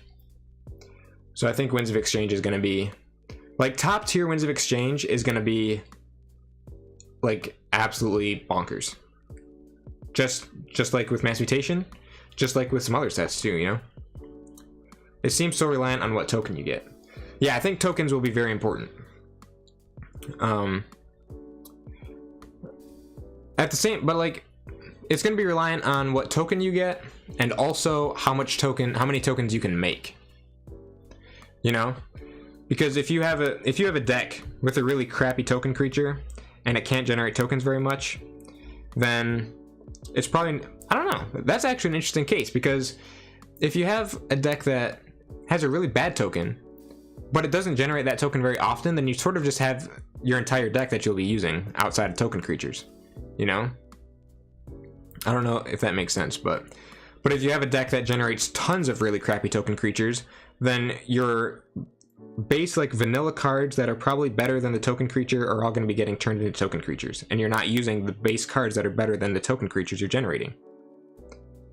But if you open a deck with a really awesome token creature like Prospector, yeah, like if you get Prospector, the deck is probably gold. Cultist not so much, exactly. So like if you open a deck with a ton of Prospectors and it generates lots of Prospectors, and you have ways to manipulate how your token creatures are coming out, what cards are being made into token creatures, that deck is really going to shine. Especially if the deck itself, if the vanilla cards themselves are very good.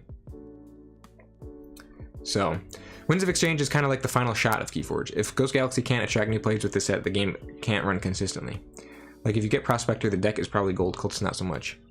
So I'd say increasing the chance of opening a playable deck is pretty important to Winds of Exchange. But up until now, I'm pretty happy with the card power of the coming new set. Yeah, I think it's really good.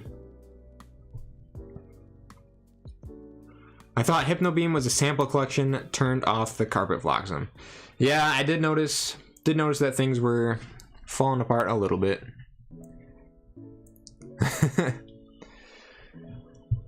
Yeah, it happens to the best of us. Happens to the best of us. We all have games like that. Still hoping for a Cultist errata. You shouldn't need 8 of them to get and play the big fish. Yeah, I know. Cultist with whatever it's called, Tengaika or whatever. That, I do not want any decks. Like, I would want one, like, just to have Tengaika, but I don't want to, like, be constantly opening decks with Cultist and Tengaika. Like, Cultist is not... like, even with the new artifact that they introduced to, like, get Tengaika out more frequently, like, I feel like that whole token is just so weird.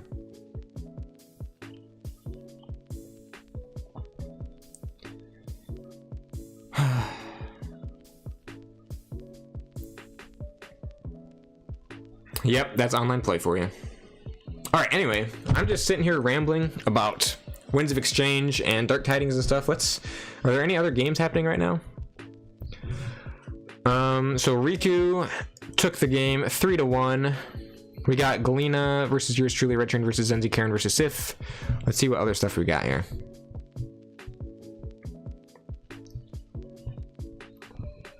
All right, it looks like, and Joker did send us some decks to take a look at here at some point.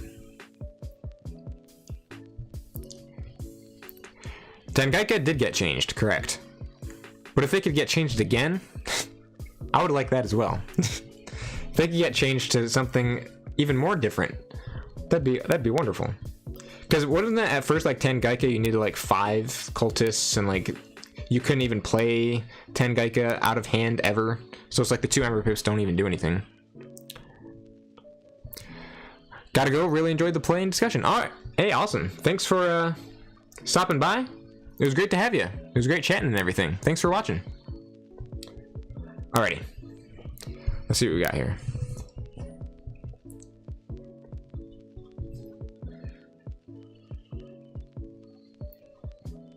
Sometimes the game needs some meme cards to make it fun, but don't give me too much meme when I'm opening decks. Thanks. Exactly. Yep. Like I'm all for like the Xenos Blood Shadow and Toad. Like Toad is such a meme of a card, but I mean, it's funny. He's a rare. You don't see him that often. He's not clogging up every deck you ever open. Whereas with Narp, is clogging up 80% of the decks that you open in Worlds Collide. So I agree with you on that. All right, so we have a really tight game between Sith and Karen here. Karen might just win this with a key charge right now.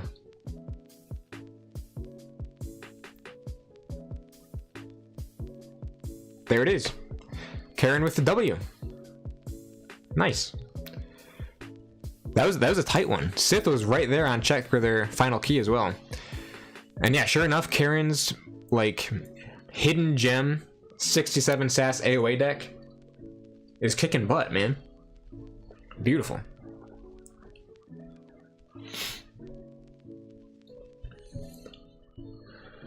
La Sombra. Yeah, La Sombra is putting in work today. All right, let's see what other games we got. Galena versus yours truly. We could see where they're at.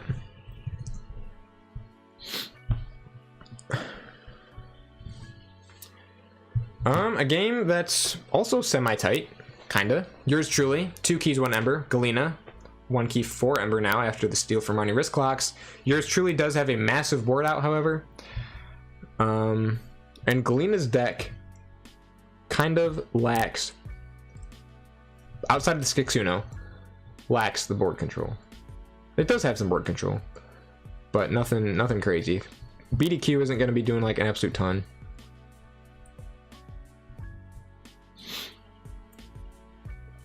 BDQ is still out there though, I think. Yeah.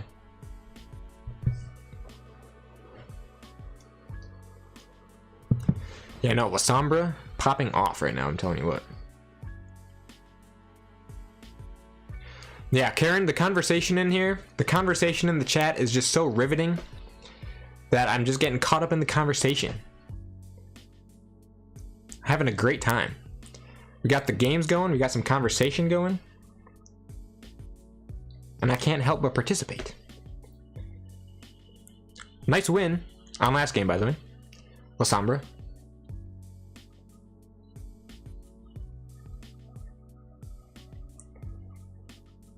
Wow, yours truly's turn is still going here. Yours truly has been really going crazy with this deck, I'm telling you. I love how much AoE we're seeing in this event. You know, I mean, this is just like straight up, just raw Archon, bring your spiciest heat. And there's a whole bunch of people bringing AoE. That's super cool. I would have expected to see way more mass mutation, honestly. And I don't think anybody has a Coda deck. Maybe one person has a Coda deck, but everything else is different.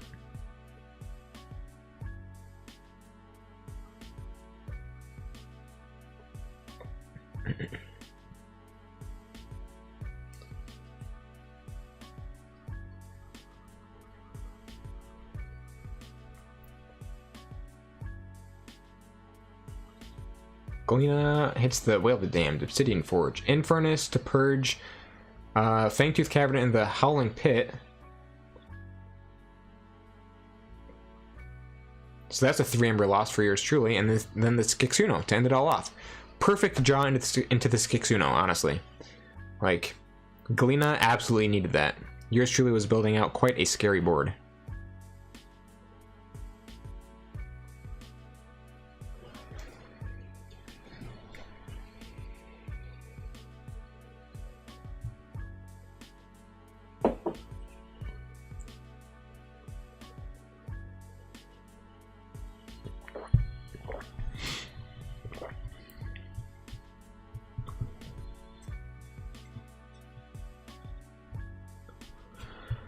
Yeah, Galena is putting up a fight. They're still in this for sure.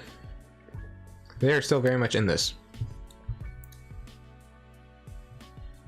It's so funny that their deck is bugging out with the 2 extra Reclaimed by Natures though.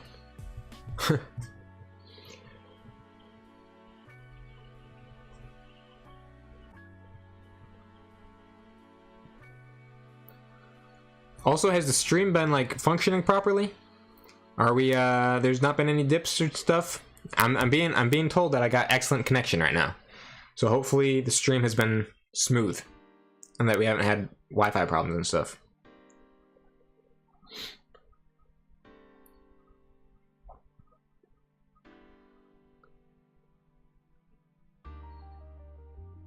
I wonder what Galena has in their archives. Been good the whole time I've been here? Awesome. Great to hear. Awesome, awesome.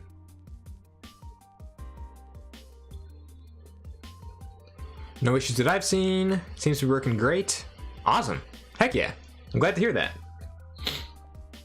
Thank goodness.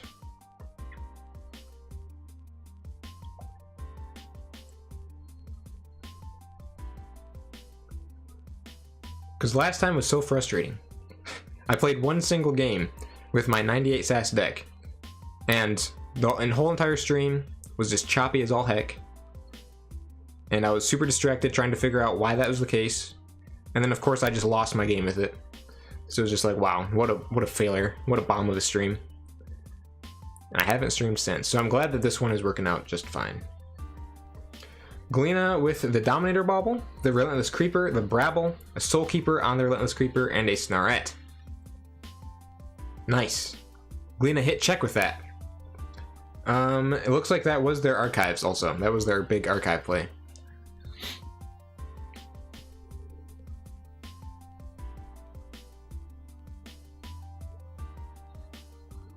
So Galena is definitely hoping to get this key through.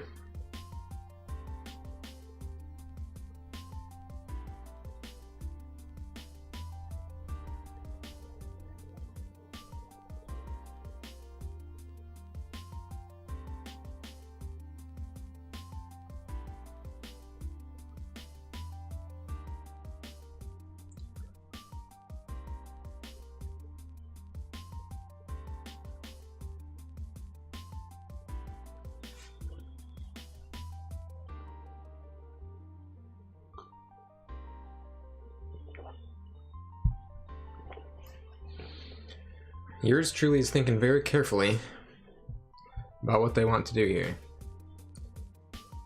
In the discard pile, they've got Hysteria, Exhume, so they've still got an Exhume, another Exhume coming up, a few Ronnies, a couple Helper Bots. Red Panda, welcome to the stream. Welcome, glad to have you. We're in the middle of a riveting game between yours truly and Galena in round 3. We've got a crazy mass mutation deck here. There's not actually 4 Reclaimed by Natures in the deck. For some reason, TCO is bugging out. There's only supposed to be 2. Yours truly has a crazy AoA deck that's been putting in a lot of work.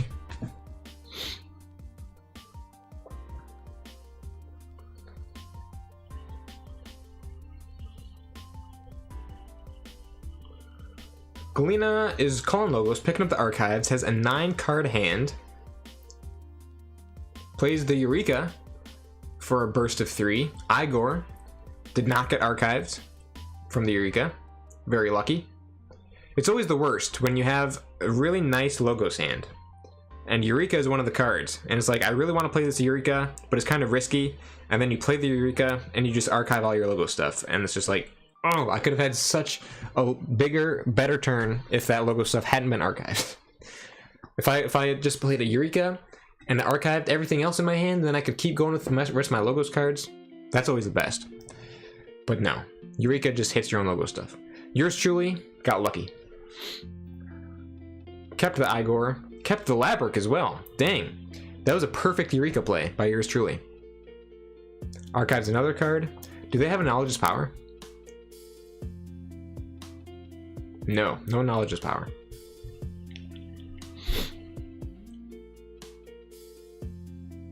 Throws down the Helper Bot into the Ronnie. Oh man, took Galena off their second key. Oh, that hurts.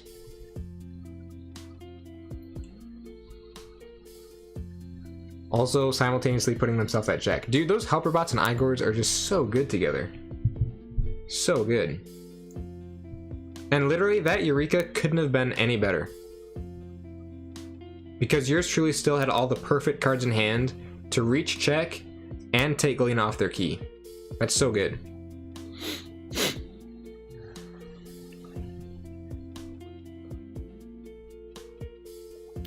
Galena responds with Eclectic Inquiry, a Torado, Lycobot, BDQ to hit pretty much everything.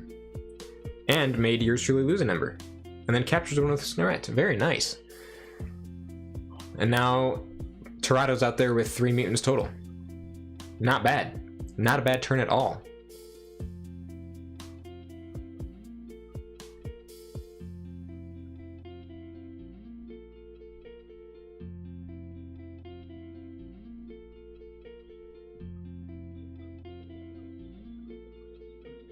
How does yours truly respond? There are some threats on the board. Torado is a threat. Snoret can get them back up to check if they destroy it. In terms of board control, there's the Unlock Gateway. Well, what board control have they played through already? Their Cola Week is gone. Their Hysteria is gone. Their Neutron Shark is gone. So Unlock Gateway is still an option. They're going Shadows though. So Sack of Coins is an option in Shadows. As is a Sucker Punch, but Sucker Punch isn't going to do a ton right now.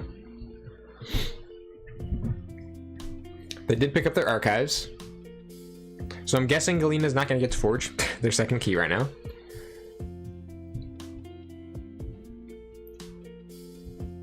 Yeah, they still got a Ronnie somewhere. Somewhere.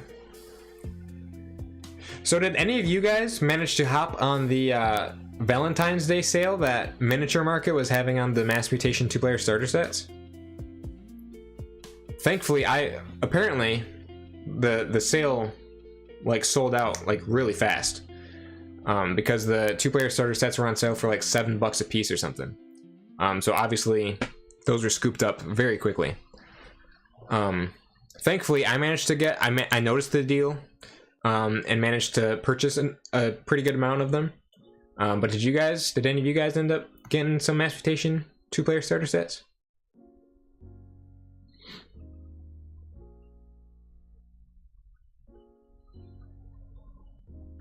Yours truly with the Sucker Punch on Snoret, Sack of Coins. Yeah, these games have been awesome. These have been awesome games.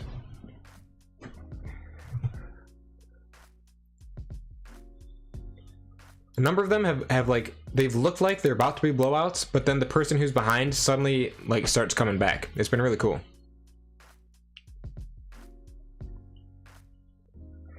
But yeah, so I have like 8, I think 8 Mass Mutation 2-player starter sets that are supposed to be here today.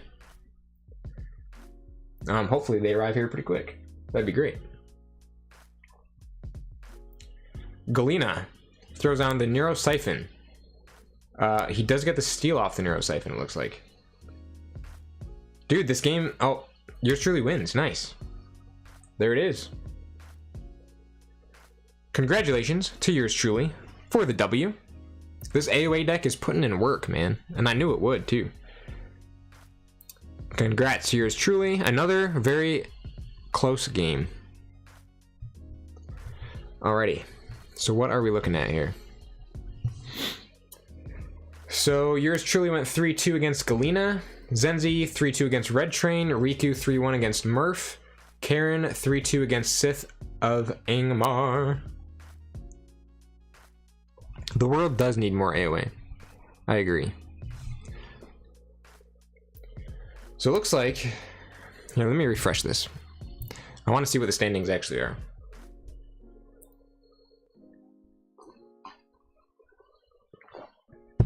That's not a world you want to live in? Dang. I guess AoE is not for everybody. Alright, so we got Riku and Karen at 2-1. I guess, wait, hold on a minute. I guess Galena would also be at 2-1. After that, Galena, yeah, Galena's should be 2-1 now. Red Train 0-3, Zenzi and Murph and Sith at 1-2.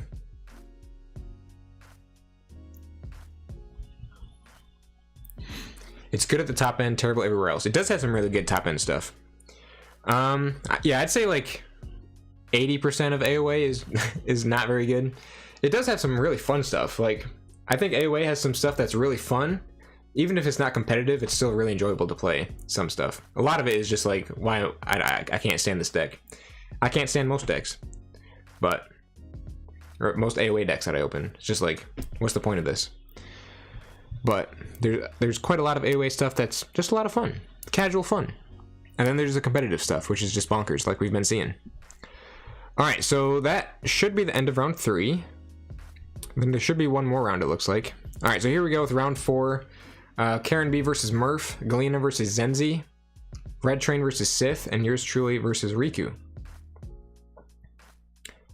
Yeah, AoE at like most all SAS levels is a lot of fun. Absolutely. Your 98 SAS deck is trash. You should send it to me immediately.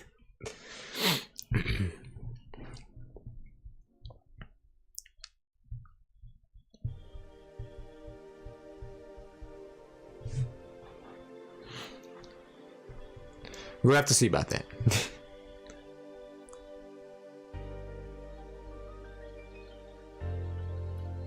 80% is very overestimated already. What would you put it at? Wait, overestimated or underestimated?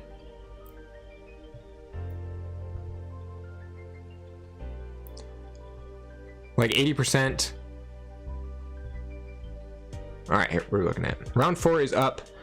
Good luck, have fun all. Alrighty. So round 4.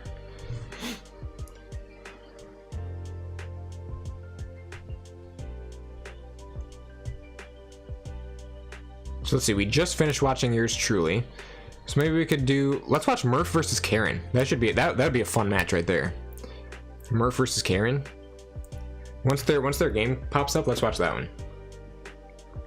One of my favorite decks to play is a 60 SAS AoE. It's not very competitive, just really fun. Exactly. That's where it's at right there. AoE is still the best sealed experience. IMO. Yeah, sealed AoE is fun. I also really like sealed mass mutation, which is actually what I tend to do with these mass mutation starter sets a lot. I'll just like grab my brother or my dad, and then we'll just like play like straight up blind sealed mass mutation, and that's always a lot of fun. I like combo and complex lines, combo and complex interactions with lots of lines. No wonder you like Dark Tidings so much. That sounds right up your alley. All right, here we go. Murph versus Karen B.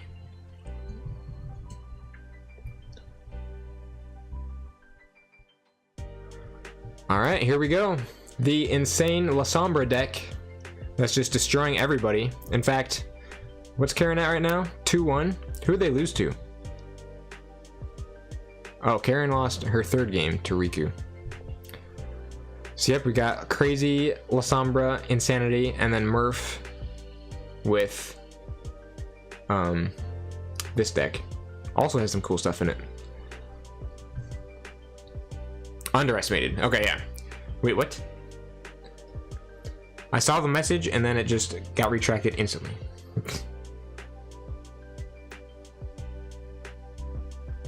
I saw the only line I saw from that message is 80% is very underestimated. So 80% is not a high enough number to describe how much trash AoE there is. Okay. Maybe I'll go up to 85%. How about that? I'll go up to 85%. Meet in the middle.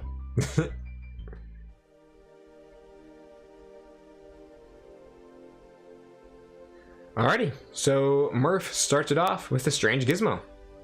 Very nice. I feel like Strange Gizmo has been a pretty important part of this deck so far. It's a very important source of board control for Murph's deck. Karen plays Knowledge is Power, a Cutthroat Research, a Quantum Finger Trap, Archimedes, and Hexpion. That was a good hand right there. That was like 1, 2, 3, 4, 5, 6. That was like her whole hand that she just got through.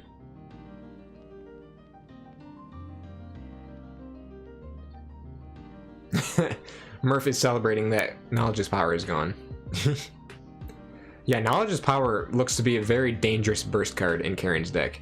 With the double Eureka, the double Hexpion, Titan Librarian, and all that good stuff. Ulix the Zookeeper as well. Murph plays the Martine's Ember, destroy them all to hit the Quantum Finger Trap on the Archimedes, and throws down his own Collector Worm. Karen responds with a Eureka, and Hexpion fights the Collector Worm to archive itself on the top card of their deck. So Karen already just archiving away, bursting away, leaving Murph with a Collector Worm that cannot even fight into anything. Murph with a Sucker Punch. The Ronnie to tie things up.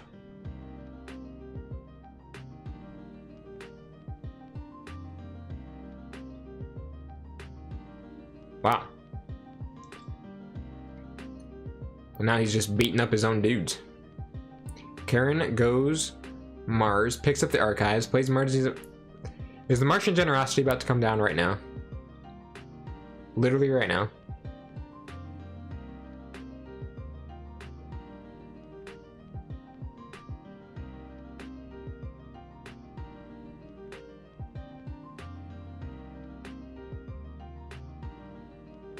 Maybe not. Yep, there it is. There it is.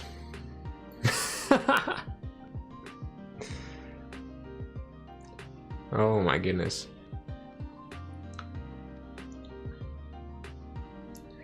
Throws down. Alright, here comes just the rest of the Mars house, essentially. Why you do this to me? Why you do this to me? Asks Murph. Exterminate, exterminate. Discards both of them. And now, Karen is sitting pretty. With 18 cards in hand. Wow. The early Martian Generosity. What does a man got to do to counter that? Oh! The perfectly timed Binary Rupture. Okay. Murph making moves. Igor. So Murph had the perfect Binary Rupture play. Is all the way now up to 12 Ember. But Karen does have 18 cards in hand out for that Martian Generosity. So things are interesting. What kind of... Now if I remember correctly, Karen's deck does not have a whole lot of Ember control. They can go ham with the Martian Generosity and race with the Untamed and everything. I mean, in fact, Martian Generosity, then drawing into your entire Untamed pod. I mean, that's pretty much a key right there. Like double Full Moon with the Fuzzy Gruin, Emberspine Mongrel, Rustnauer, Key Charge. I mean, that's a key right there. I mean, so it goes quick.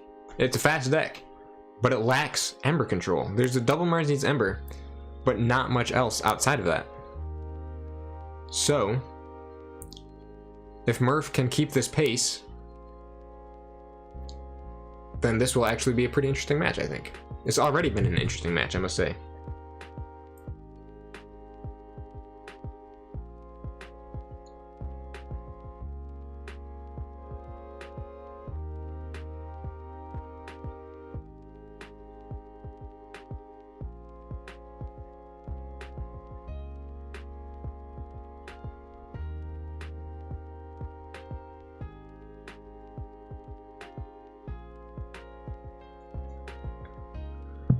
Alright, Murph with the lights out. Ooh, the miasma to stop Karen's key. It might not matter though, because they do have key charge. Potentially. The key charge might still be in those 4 cards that Karen hasn't drawn yet. But, miasma, okay, yeah, they're going untamed with the archives, so I'm guessing the key charge is going to drop right here. And then they'll be set up very nicely for their second key after this.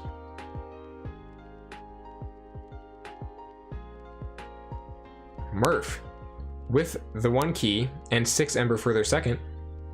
That's not bad.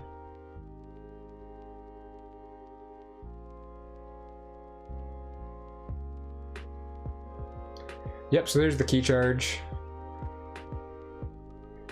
Pose Pixies drops. Oh, that's kind of scary.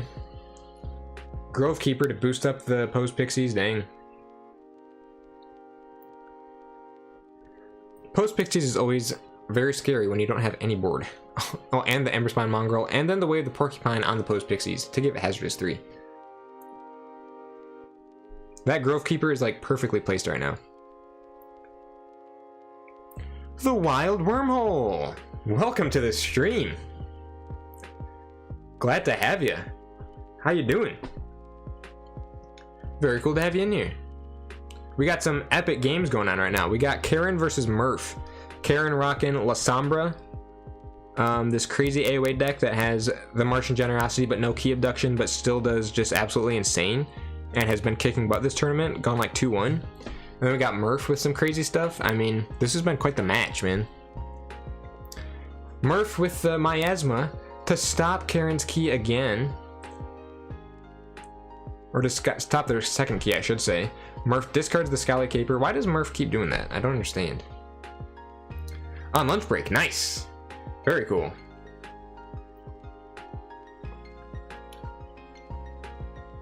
The best is exhuming Pose Pixies and then playing Pandemonium and watch TCO break. That would be the play of plays right there, I must say. Pose Pixies is crazy. What sort of like direct removal does like Murph have though? There's the Lights Out, the Life for a Life, Destroy Them All. I feel like a lot of that stuff has been played through already though. Yeah, the Lights Out is gone, Scally Caper got discarded, Hypno Beam is gone, Life for Life and Sucker Punch and Destroy Them All, yeah, is all gone. So Karen B is pretty much just free to build out this massive board, continue boosting the power of the Emberspine Mongrel and the Pose Pixies. Yeah, so now Karen is sitting here with 1 key, 11 Ember setting up for their second key. How much Ember can Murph generate right now? The Carpet Flotsam did a lot of damage. Huge play right there. Huge Carpet Flotsam into Marzi's Ember. Took Karen down to 8. They still got their key through, but this is such a close game. Murph at 2 keys, 4 Ember, keys cost 5. Karen at 2 keys, 3 Ember, keys cost 5. It's anybody's game. Murph desperately needed that play to stay in the game. And now Karen's board is just loaded up with Ember. Karen goes untamed. Did they redraw into their key charge?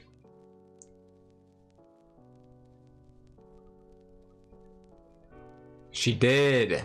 Oh man, 2 key charges in 1 game to take home the W. Oh man. That is crazy. Dude, that deck is kicking butt, I'm telling you. La Sombra is cracked, Murph says. I know. Dude, just that. The Martian Generosity came down early, led into a perfect key charge play that completely negated Murph's miasmas. So that was crazy. That was a game and a half right there. GG's all around. Holy cow, 20 viewers in here? Welcome everybody to the stream. Alrighty. So yeah, that was a great game. GG's to Karen, GG's to Murph. Congrats Karen on winning that one. So for round 4, Karen took the dub 3-2. It looks like we still got another couple games going right now. Yeah, that was insane. That was insane, Fudgenator. You were making moves. It just all came down to those 2 key charges. It's like your miasmas and everything were perfect, but She just always had the key charges right when she needed them. Good plan. Well played. Alright, what other games we got going? Sith versus Red Train. We could hop into that one.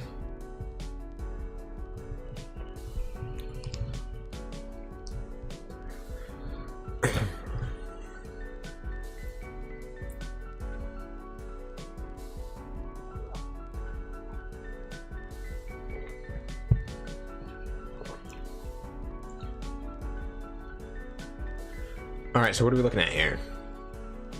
Sith has a key and 1 Ember, but Red Train does have 11 Ember. Whoa. Aegis Lurker of the Sewer. Oh yeah, it's this pretty solid. It's that double Curiosaurus deck. Oh yeah. Double Curiosaurus deck, Giant Longfingers with 6 mutants. Sith over here. Okay, here's the match that I was expecting a whole lot more of. Is the mass mutation on mass mutation match. Instead, it's been a whole lot of AoE on AoE, which I'm not mad at, honestly. This is the Amphora Captura deck with just a ton of pips. So this is interesting. An Amphora Captura deck with a ton of pips and a double Curiosaurus deck. That's an interesting matchup. Double Curia versus Amphora Captura. How is that going to work? Does that fall in favor of the Amphora Captura more? Or in favor of the Curiosaurus? Or is it sort of a similar impact for both of them? Red Train not running the Swindle colors? Dang.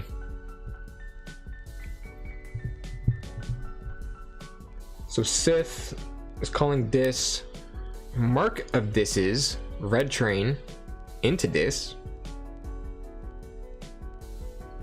Interesting play. Oh, excuse me.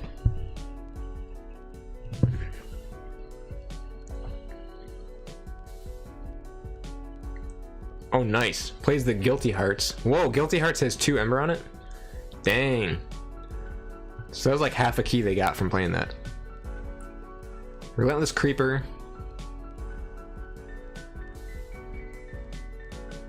Dominator Bauble. What sort of artifact control does Red Train have?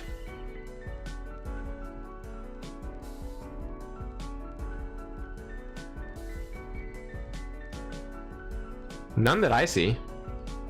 So that Amphora Captura is safe and sound.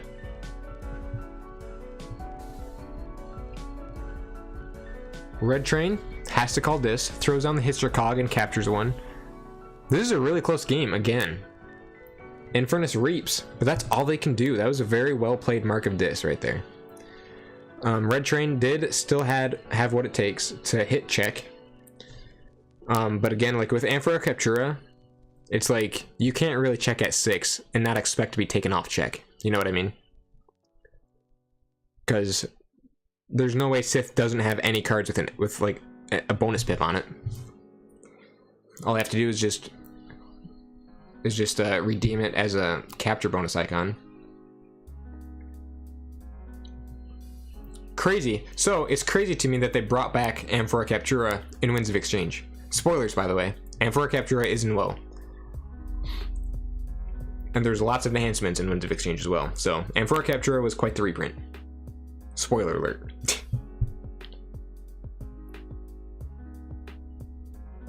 Sith with the opposition research and the daughter. Lethalogica. Oh, plays the Lethalogica.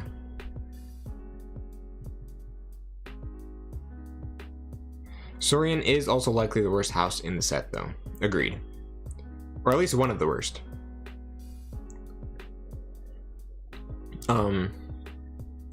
So hopefully, if you get an Amphora Captura Saurian pod, hopefully it's combined with a couple other pods that are really solid and have lots of pips, and hopefully maybe the Saurian pod has lots of epic poems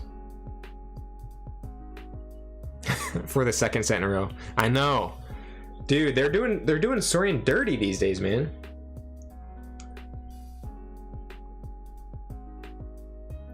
Just like they had their heyday and now they're not as good anymore. But it's just like, why don't you just balance them out properly for all the sets they appear in? Then we wouldn't be in this predicament.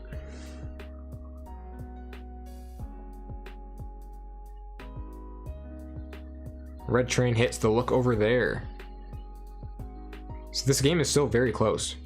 Daughter is out here, as is Cronus, so there's a couple big threats that Red Train has to deal with. Ooh, the Johnny Longfingers drops, taunted with the Shoulder Id and the boss Zarek. So now that's 3 mutants out there with the Johnny Longfingers. And the safe house to archive the Infernus. Very nice archive right there.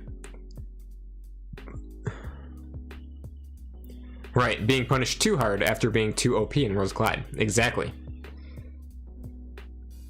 Yeah, that's exactly what I made my Saurian video about too. Because it's a very interesting topic to me, so that's why I made the video about it. The Rise and Fall of House Saurian. A story of overcorrection. Truly is, though. It truly is a story of overcorrection. They've been trying to get Saurian right ever since Rose Clyde. And I don't know what you guys think about, like, what your thoughts are on it, but, like, Mass Mutation felt pretty balanced to me. You know, I think Mass Mutation Saurian feels pretty good. Like, obviously, it has its dud houses. Like Mass Mutation Saurian doesn't always come out very good. But most of the time, I feel like it's decent, it's usable. Unlike Dark Tidings Saurian.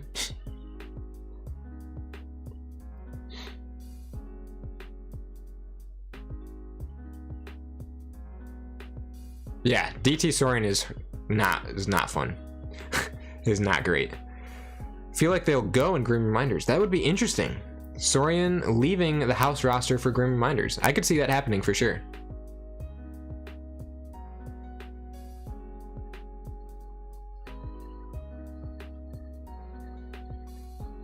They've been in for 4 sets in a row now, so I mean, I'd say they've had their time, you know, for now. Like, they'll probably be brought back later, but I'd say after 4 sets, they've seen the light of day for long enough. I wouldn't be super sad to see them go, especially not after their more recent performances in sets like Dark Tidings.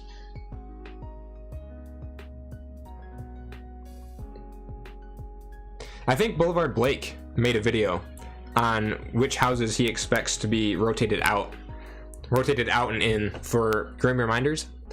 I haven't watched it yet though. I should give that a watch.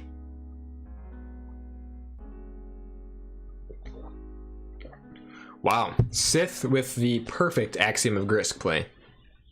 For the one-sided board wipe, all of his creatures have an Ember on it, along with the Faust the Great, putting Red Train's keys up to 14, and has the Warded Cronus. Eliminated the threat of the Johnny Longfingers and everything. Very nice play. Sith is in a very good spot right now, I would say. So Red Train does have a Gateway and an Axiom. However, where are they at the moment? Gateway's in the discard pile. Axiom is still out there, but Axiom's not going to do anything against Sith's board because Sith, all of his creatures have Ember on them. So Red Train's only other board wipe is useless.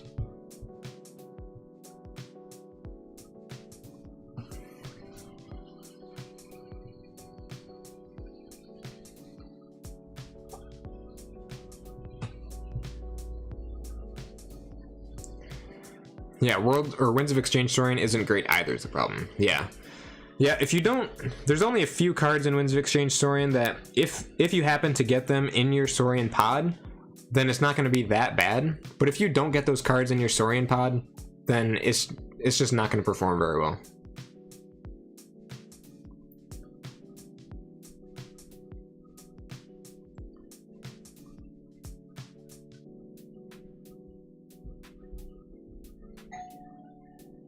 Oh, I heard a doorbell go off. That might be my package with Mass Mutation starter sets.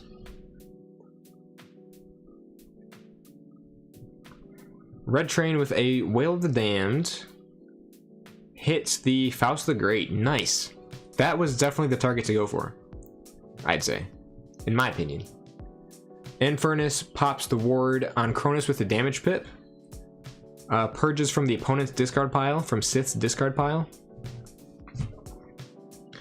And then also with Winds of Exchange Saurian, like even if you do get those important cards in your Saurian pod, It's like, even with those cards, like, I still don't think it's gonna quite compete with the best of what the other Winds of Exchange houses have to offer. It'll still be pretty good. Like, if you get a deck with like 3 epic poems in it, like, that's gonna be some crazy burst. But compared to the best of what other houses have to offer in Winds of Exchange, like, it still just isn't quite there for me.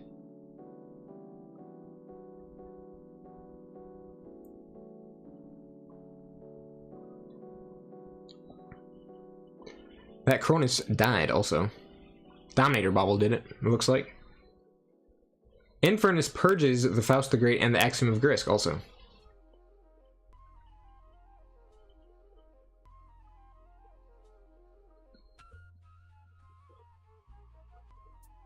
Yeah, exactly. There's no Exalt removal.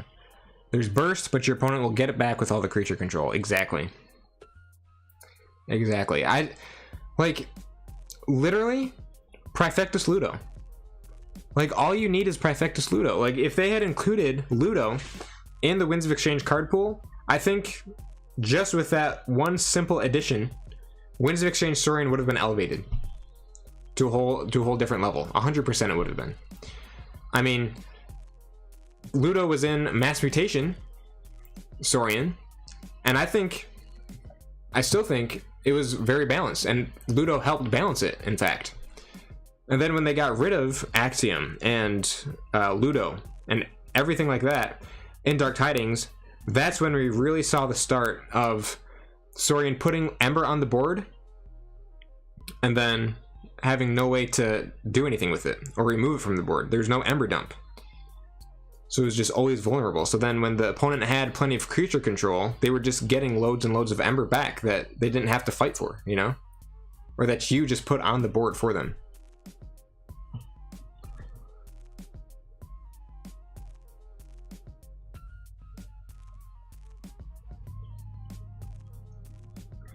Do you think Ludo... Oh, great. Now my stream is going bonkers here. Come on now. Come on now, live stream. Don't do this to me. Stay with me here. Do you think Ludo needed to be capped at 1 a deck, though? Multiple copies can get silly. That could have helped. Because like, decks with, like, 3 Ludos or whatever can be just, like, cancer to deal with. I mean, if they had either capped it at 1 per deck, or even 2 per deck. Like, I don't even mind having 2 in a deck, or being up against a deck with 2 in them, but like probably at max 2, or make Ludo an uncommon or something. Like, I think that would have been fine too.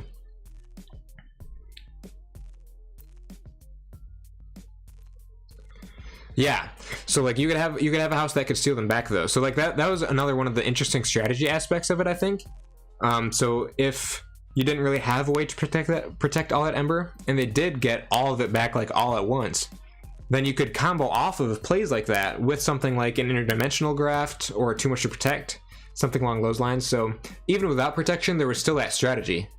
But I feel like Dark Tidings didn't really have a lot of that. They had Submersive Principle and Logos and stuff like that, but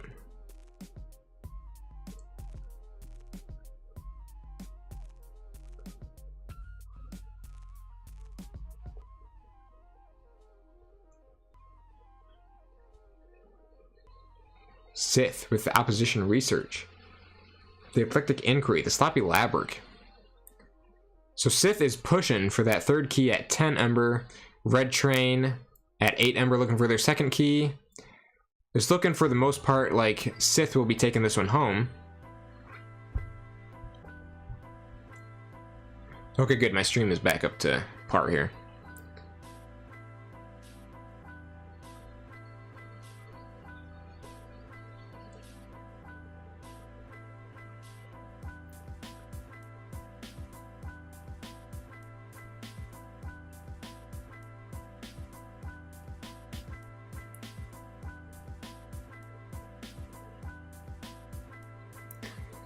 The issue isn't Ludo, it's Amphora.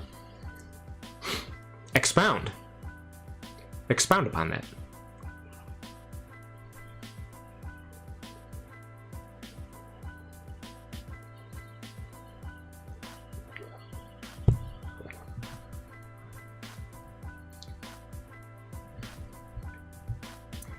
With what Sky Jedi was asked, what card do you wish didn't exist?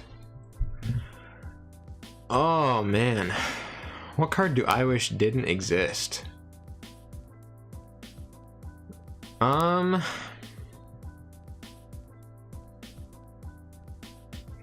don't know if there are any cards that I wish it didn't exist. I just think there are cards that I wish operated a little differently.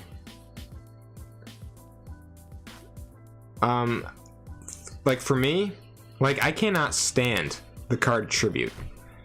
You know, like it's a phenomenal card, but with what it does in the set that it appears in, like if it just capture, see, like I don't know, if Tribute operated just a little bit differently, I wouldn't mind it. But when you get like 3 tributes and then like all the stuff it combos with, then that's when I just start getting really frustrated with it. Infernus, Bad Penny. Bad Penny? Yeah, okay. No, I see Bad Penny. I saw a Rad Penny in my mind first, and I was like, you gotta be kidding me. But no, yeah, Bad Penny, I'm with you on that. I'm with you on that one. I saw Rad Penny first, and I was shocked. But no, Bad Penny, yeah. Infernus was capped at 2. I wish Infernus was either capped at 2 or was an uncommon. I think Infernus would be just fine if it was an uncommon. Common is crazy. But like, I don't mind the effect of Infernus. I don't mind the frequent, or like the, yeah, I don't mind like the effect of it or anything. But if it was uncommon, so you didn't see it quite as much, I would be fine with that. Oh, and now my stream is going crazy. What is going on, you stupid stream? You stupid internet, what's wrong with you?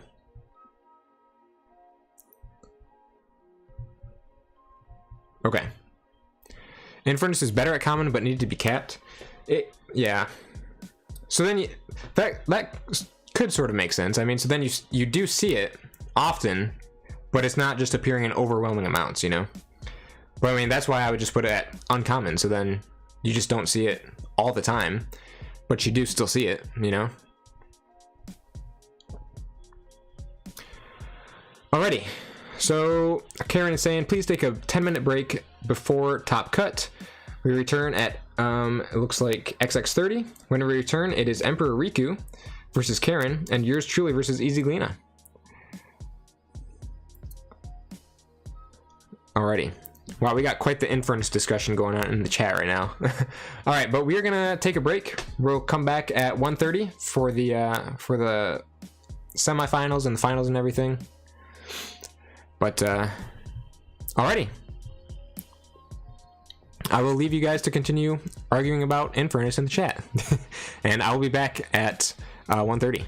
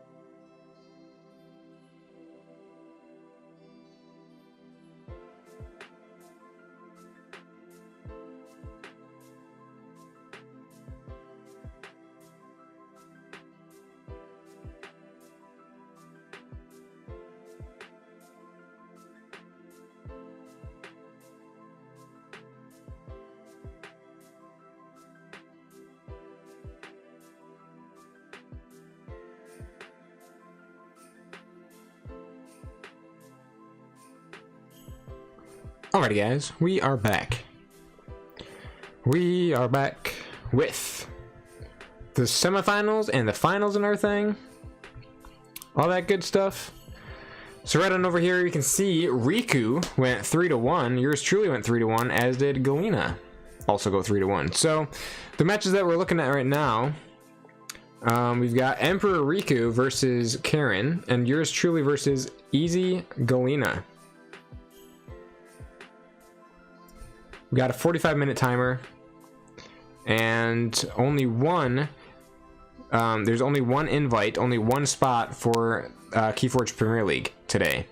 So it'll either go to yours truly or Emperor Riku, since both Karen and Galena have an invite into KFPL already. So it's just going to be going to yours truly or Emperor Riku. Karen says if you both win or lose, if you both win or both lose, you'll play each other for the qualifier. If one wins and the other loses, it is decided right there. Alright, so let me get something set up here real quick. We will do a poll to see which match that we want to watch. Let's take a look here. How do I do this again? It's been so long since I've done a poll. Engage with your audience. Start a poll. Here we go. Oh. Alright, so we have Riku. Whoa. Riku versus Karen. Right? Yeah, and then yours truly versus Galena. Yours truly versus Galena. Alright, chat. Vote away. What which match do you guys want to watch? Riku versus Karen, yours truly versus Galena. I'll leave it open for a little bit here. Let you guys vote. And then let me type it in here. Vote in the poll. Vote in the poll to see which match y'all want to watch. Whichever one gets the most votes, we'll watch that one.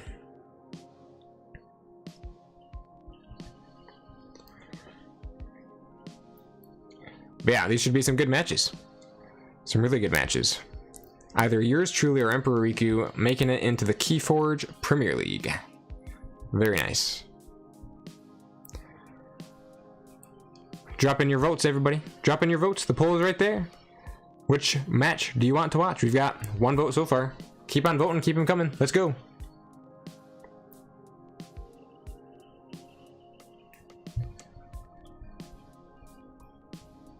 Galena versus yours truly, or Karen versus Emperor Riku? We got 2 votes. Keep them coming. Keep them coming. We're split half and half. We can't be split half and half. That wouldn't work. We'll just go one more vote. Whichever vote, it'll decide which match we watch. We just need one more. Just need one more vote as a deciding factor.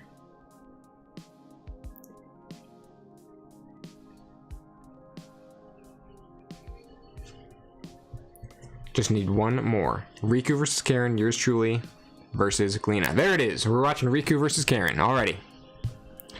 Riku versus Karen it is.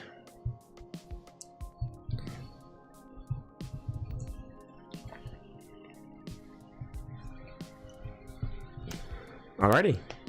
Karen's insane La Sombra deck or whatever it's called that's just been destroying everybody versus Riku, who I think also had a pretty crazy AoE deck, correct? If I remember correctly. Yeah. Oh, okay. So we have the Karen's. We have Karen's Martian Generosity craziness versus a Martian Generosity key abduction deck. Very interesting. Very, very interesting. Emperor Riku starts out with a helper bot into Mac the Knife. Oh, that's a very nice start, actually. That's a really nice start. Cutthroat Research double. Alrighty. Simple as that. Riku goes Logos. Throws on the helper bot and the Sutterkin. Reaps with the helper bot and then probably Mac the Knife's one of them. No, Mac the Knife reaps, okay. And throws on the Mind Warper off of the helper bot. Epic. Karen destroys them all. Plays destroy them all on the Sutterkin. Interesting play. Riku's devastated. Karen had to do that though. I mean, she could not suffer that Cedricin to live. Even though that didn't really seem like the most like impactful play ever right there, it's like that just has to happen. Riku throws down the Archimedes, reaps a few times. It's all the way up to 5 already. Karen plays Eureka to match, to tie with Riku at the 5. Plays down the Fila, or actually discards the Fila. Discards the Fila, the researcher. Interesting choice. Things are moving quick already. Things are moving quick already. Riku goes Logos. Picks up the archives. Terrifying. Helper bot. Dude, these helper bots are insane.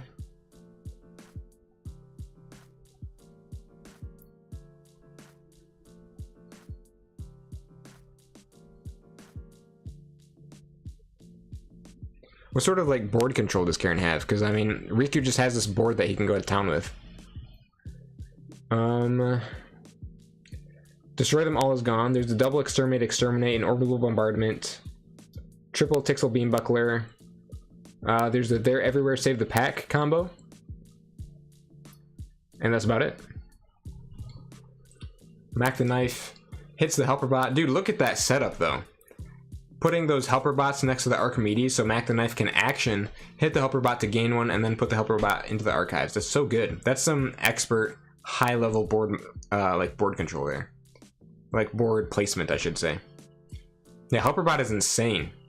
It's like phase shift, but in creature form. And in Age of Ascension, I'd say you want it in creature form because there's so much stuff that works off of creatures and their effects. So it's the phase shift of Age of Ascension, but better.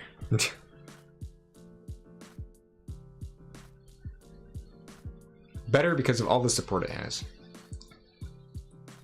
Mac the Knife, Yancy Gang, Lamindra.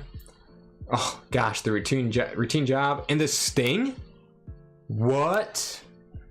Dude. The Sting. Insane. I didn't even know that this deck had a Sting. Didn't even pay attention to that. Wow. Karen goes Untamed.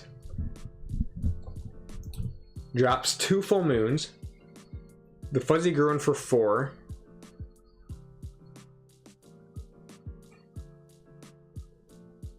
Do they have just a couple more creatures? There's the Rusnar for 2 more.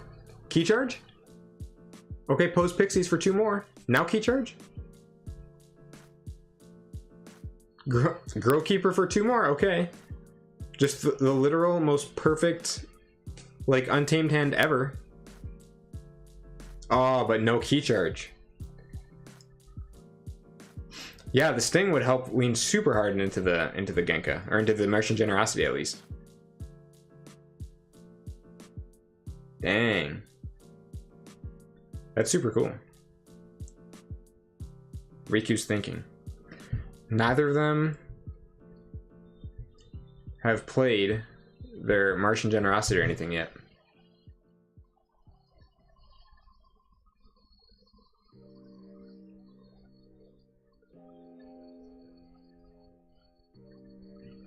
If only I had the bot, the Archon Matrix or whatever, so that...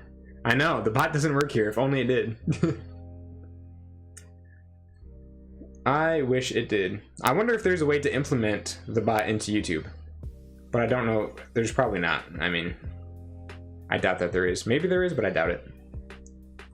Alright, so here is the play. The Logos Genka. Wow. Helper bot into Martian Generosity to draw 26 cards. Helper bot into Key Abduction. There it is. There's the key. The free key out of nowhere on a Logos turn. Dust Chronicles, Helper bot. Oh my gosh, 4 Helper bots. That's just insane, dude. That is such a good Genka deck. There it is. Yep, just the 2 free keys out of nowhere, just like that. All it took was a single Logos turn. Wow. Dude, this deck is almost like an Alliance deck with how good it plays. That's crazy. Like, honestly, that Mars pod and that Logos pod are like made for each other. Like you would put together an alliance deck with that. Karen probably didn't want a key charge to not fuel the generosity more. Oh yeah, that's true. That's true. That's smart. Wow, that's crazy.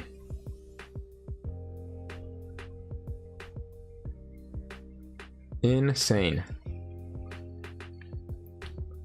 Karen was set up for success here too. Like if they had gotten that key to go through, and then if they had the key charge in hand, they might have been able to go next turn there. Yeah, I had key charge to win if you didn't have both keys. Okay, that's what I was thinking. You were set up for success right there. All right, so that was Riku versus Karen. So now there's Galena versus yours truly. So Riku, let's see what happens here. Yeah, that's some smart gameplay right there. Hold on to that key charge. All right, yours truly versus Galena. Galena with the mass mutation, bugged out, reclaimed by nature deck, and then the yours truly has the AoE. That also has some crazy stuff. This is the Hysteria combo deck. Heck yeah, fast game means we can watch both of them. Absolutely.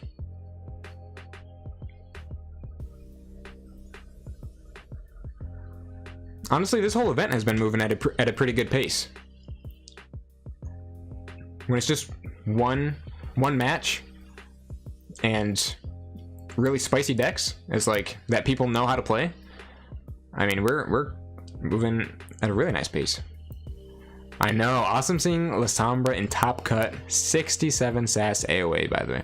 We're gonna have to take a look at that deck when we're done.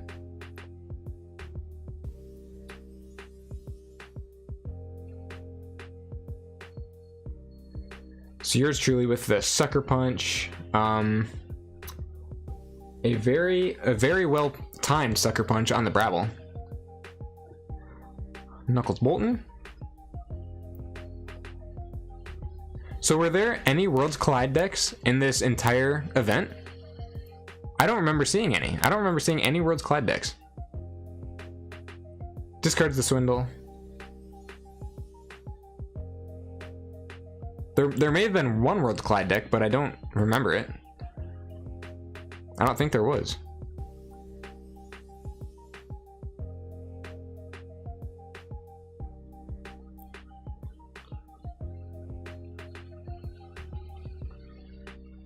What's Yancy Gang gonna do? Galena has quite a sizable lead right now.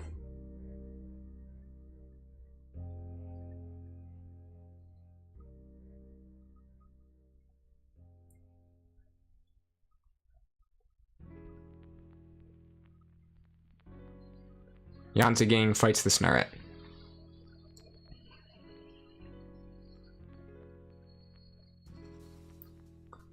Galena also has that Obsidian Forge. If Galena could reap twice and play down one more creature, they win off of the Obsidian Forge. If they could reap with the Infernus and the Terror and play down one creature, Obsidian Forge has enough to fire off here. But if they're thinking this long about it, they probably don't have another disc creature to play down. No, they're going Logos. Plays the Eclectic Inquiry. That's probably why yours truly fought the Yancy Gang into the Snarret, was so that Galena didn't have quite enough to hit the Obsidian Forge. Throws down the Professor Tirado, reaps with the Lycobot.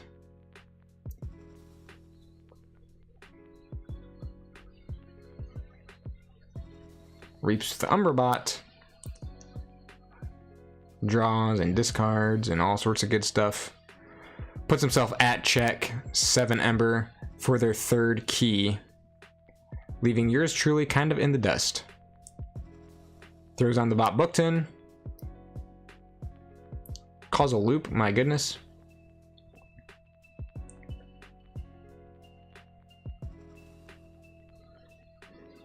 So now yours truly would have to do a lot in order to take Galena far enough away from the Obsidian Forge that they can't Obsidian Forge. Because like even if yours truly takes Gleena down to 5. Again, he would just have to reap a couple times, and then Obsidian Forge. So, yours truly is in sort of a tough predicament here.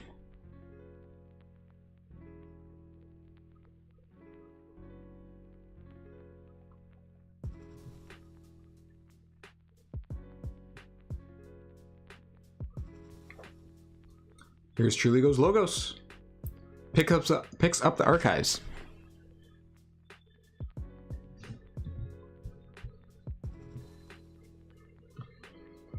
Things are gonna get crazy. They have a hand of 10 right now.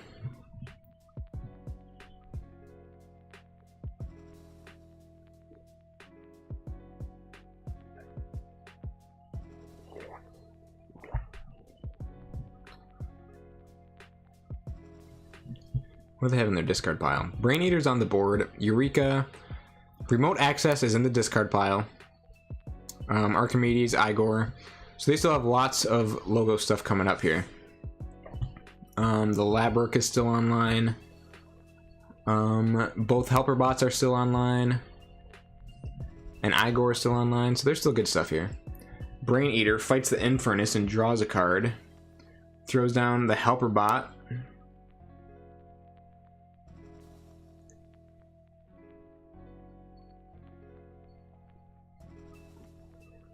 Hits the Ronnie. Throws down the Ronnie off the helper bot to steal 2. Does end up taking Gleena off that key. How much more can they do to ensure Obsidian Forge doesn't go off, though?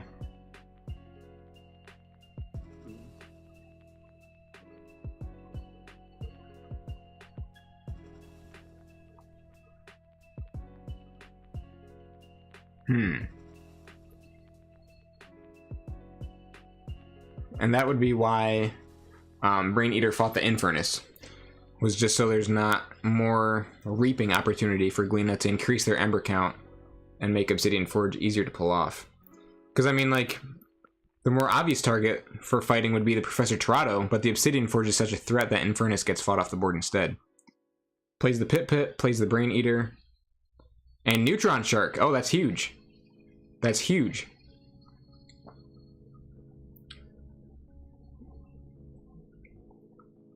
Except Neutron Shark only went off one single time because lab work was discarded.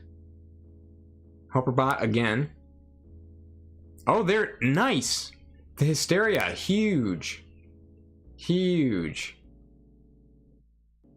Neutron Shark also killed the Obsidian Forge. I always forget that Neutron Shark can hit artifacts as well.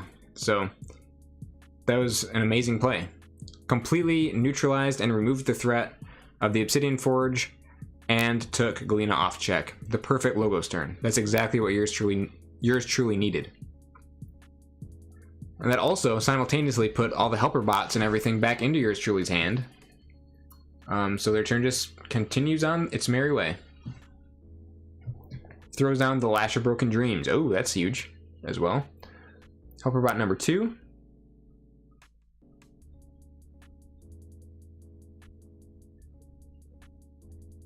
See, this is the sort of thing that I've seen alliance decks built around, like AoA alliance decks built around. Are these like Hysteria, helper bot combos with Igors and like Neutron Sharks and stuff, and they perform very well. Brain Eater and Pip on either side of that streak, and another Brain Eater. This massive board.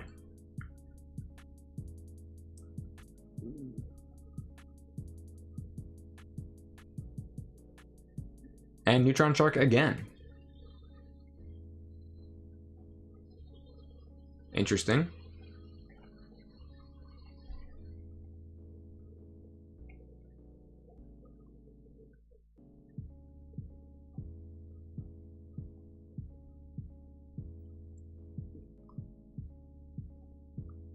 Oh, nice. Hits the Fangtooth Cavern and the Helper Bot, and then discarded an Igor off the Neutron Shark, so it doesn't just continue to decimate his own stuff. Very nice. I guess he could also hit his own Neutron Shark if he wanted to stop it, but nice. Gleena goes untamed and picks up the archives. Fangtooth Cavern is gone. Looks like we're gonna have a big Dark Harbinger turn here, and I don't see a key frog in there or anything. So it looks like there's just going to be a lot of burst here potentially. I mean, 14 cards in hand still. Like, this Untamed turn is going to be massive. And I don't know if it's something that yours truly will be able to recover from, even with the Lash of Broken Dreams that came down on the Logos turn through a Helper Bot. But we'll see. I mean, we'll see what they have. I mean, Reclaim by Nature right there had 2 Ember Pips and then purges the Lash of Broken Dreams, so now that's completely out of the question.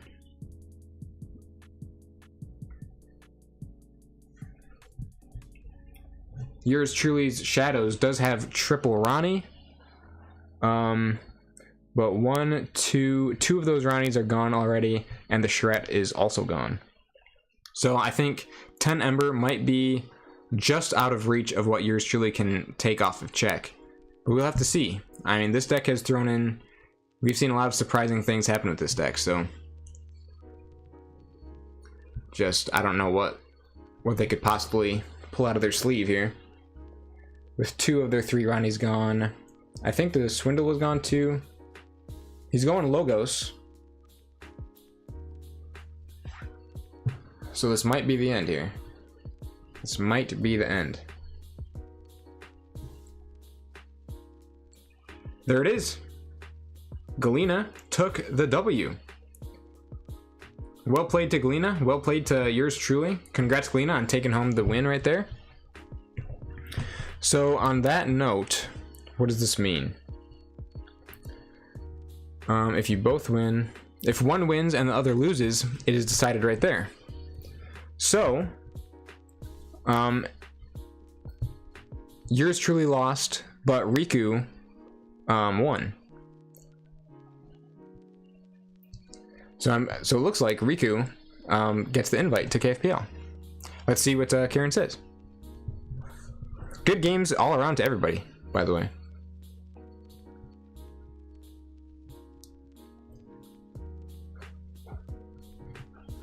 Those are some intense matches. We saw that crazy Genka deck absolutely do its thing with 4 Helper Bots. Ridiculous. Alrighty, so we got Riku versus Galena for the finals. And then Emperor Riku qualifies for KeyForge Premiere League Season 5. Congratulations. Awesome. Yeah, congrats, Emperor Riku, for making the qualification. Awesome job. Great games. And now we just have Riku versus Galena for the finals to see who will take home the event.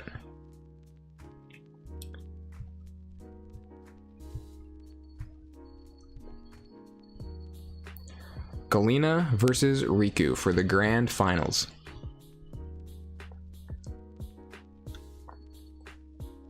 Yours truly and Emperor Riku, you should both be immensely proud of how you played today. Yes, absolutely. Both of you guys played phenomenally. Yeah, Riku is qualified. Riku did qualify. GG's all around. We just got one match left.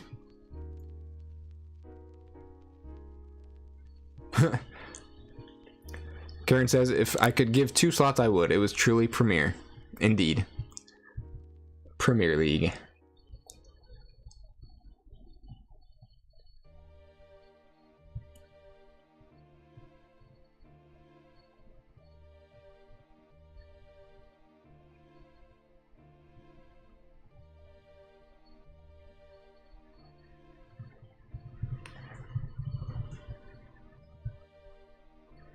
Alrighty, here we are. Riku versus Galena. The grand finals. Riku not only qualified, but also made it all the way to the finals. I guess that makes sense, but very cool either way. Very, very cool.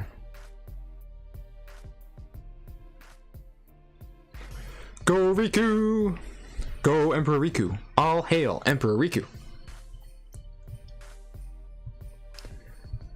Alright, are we gonna start this game? We're gonna start the game here? Gonna start the game? Anybody? Anybody? What is going on right now? There we go. What the heck was that? Okay. So now we're in. Emperor Riku. What is going on with the stream right now? Come on.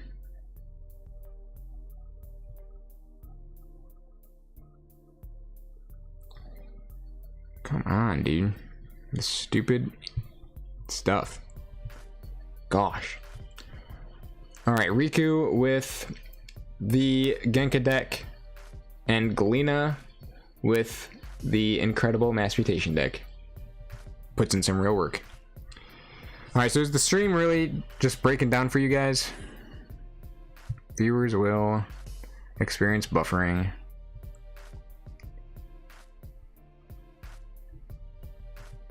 Of course, during the finals, now the quality of the internet connection starts breaking down a little bit here. Seems fine? Okay, good. Yeah, it looks like it's coming through fine, but it's telling me that it's not. Alright. One thing is telling me that it's working fine, the other thing is telling me that it's not working fine. But I mean, if it looks good to you guys, then that's all that matters.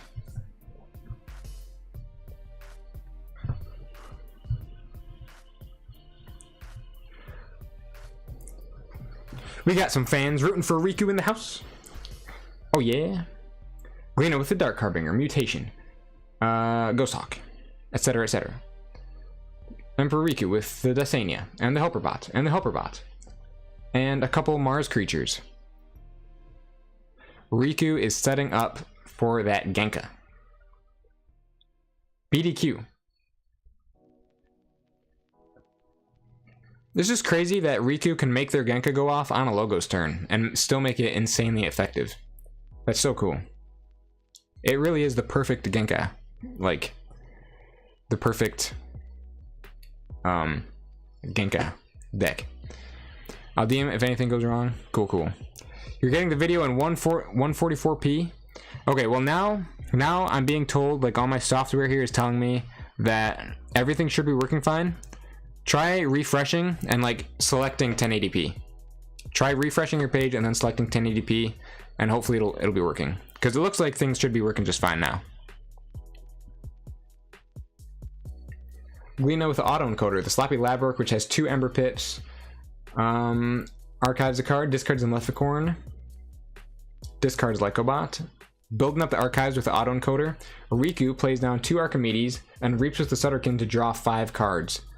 Huge that the Sutterkin was left alive for a massive reap out play here. Riku is absolutely blasting ahead. Already has a key and a half. Galena is falling behind a little bit with what? With what? What can they do? Skixuno. Where is Skixuno? Maybe in their hand. They did go Dis. Went Infernus.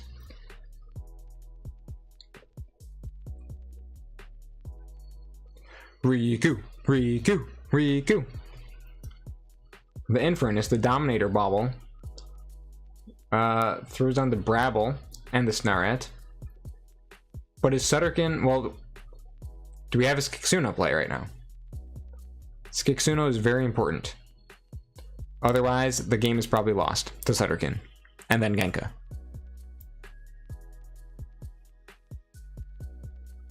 Yeah, the Sutterkin was left alive. I do not see this ending well for Galena.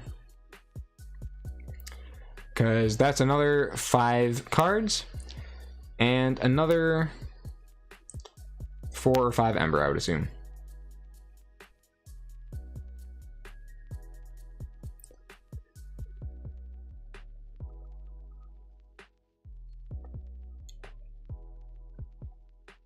Yeah. Yep.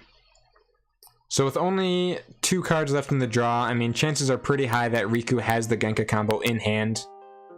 So I mean, with 15 cards in hand before the Genka even goes off, and 5 keys, or sorry, 5 Ember with their first key, I just don't see Galena winning this one. I'm pretty sure Riku just forges 2 keys right here and now. Does Galena have anything that can discard from hand? Not that I see. And there's no Punk Eek or anything either. Punk EQ. So Galena can do the best that they can still. Plays the Bot Bookton, discards the Causal Loop. Plays the BDQ. Bravel at the very least makes Emperor Riku lose 1.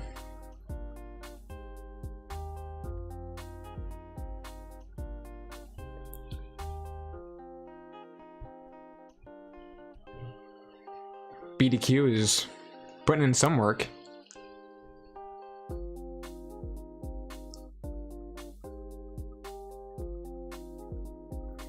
Putting in all the work.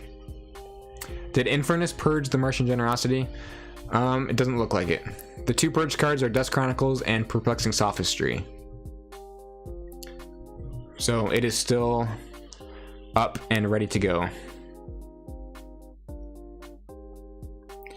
No, you really can't let the Sutterkin live.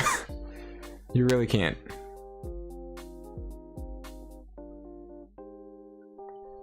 He just left everything but the Sutterkin. or he killed everything but the Sutterkin. Yeah, there it is. There's the Key Abduction for free. Martian Generosity to... Yep, there it is. Yeah, the Sutterkin unfortunately was just left alive too long. That game, I think, was lost 100% because of the Sutterkin and then the Genka, you know? But overall, GG's. Congrats to Riku, winning the entire event and qualifying for KeyForge Premiere League Season 5. Great games all around. That was good stuff. Genka for the win, as per usual.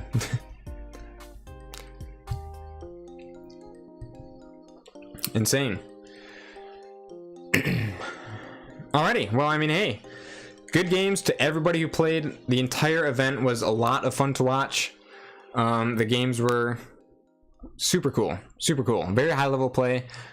This sort of format, I personally really enjoy watching this format, just to see the spiciest of the spice come out here to play and go up against each other and just demolish each other, decimate other decks. And it's just high level gameplay, you know, just such a good decks. KeyForge at its finest. So yeah, that was a lot of fun. Thanks to Karen for hosting the event. Congrats to Emperor Riku with his amazing piloting of the Genka. He gets the qualification and the prize money. So much fun, and congrats to everyone who participated. Yeah, it was a great event overall.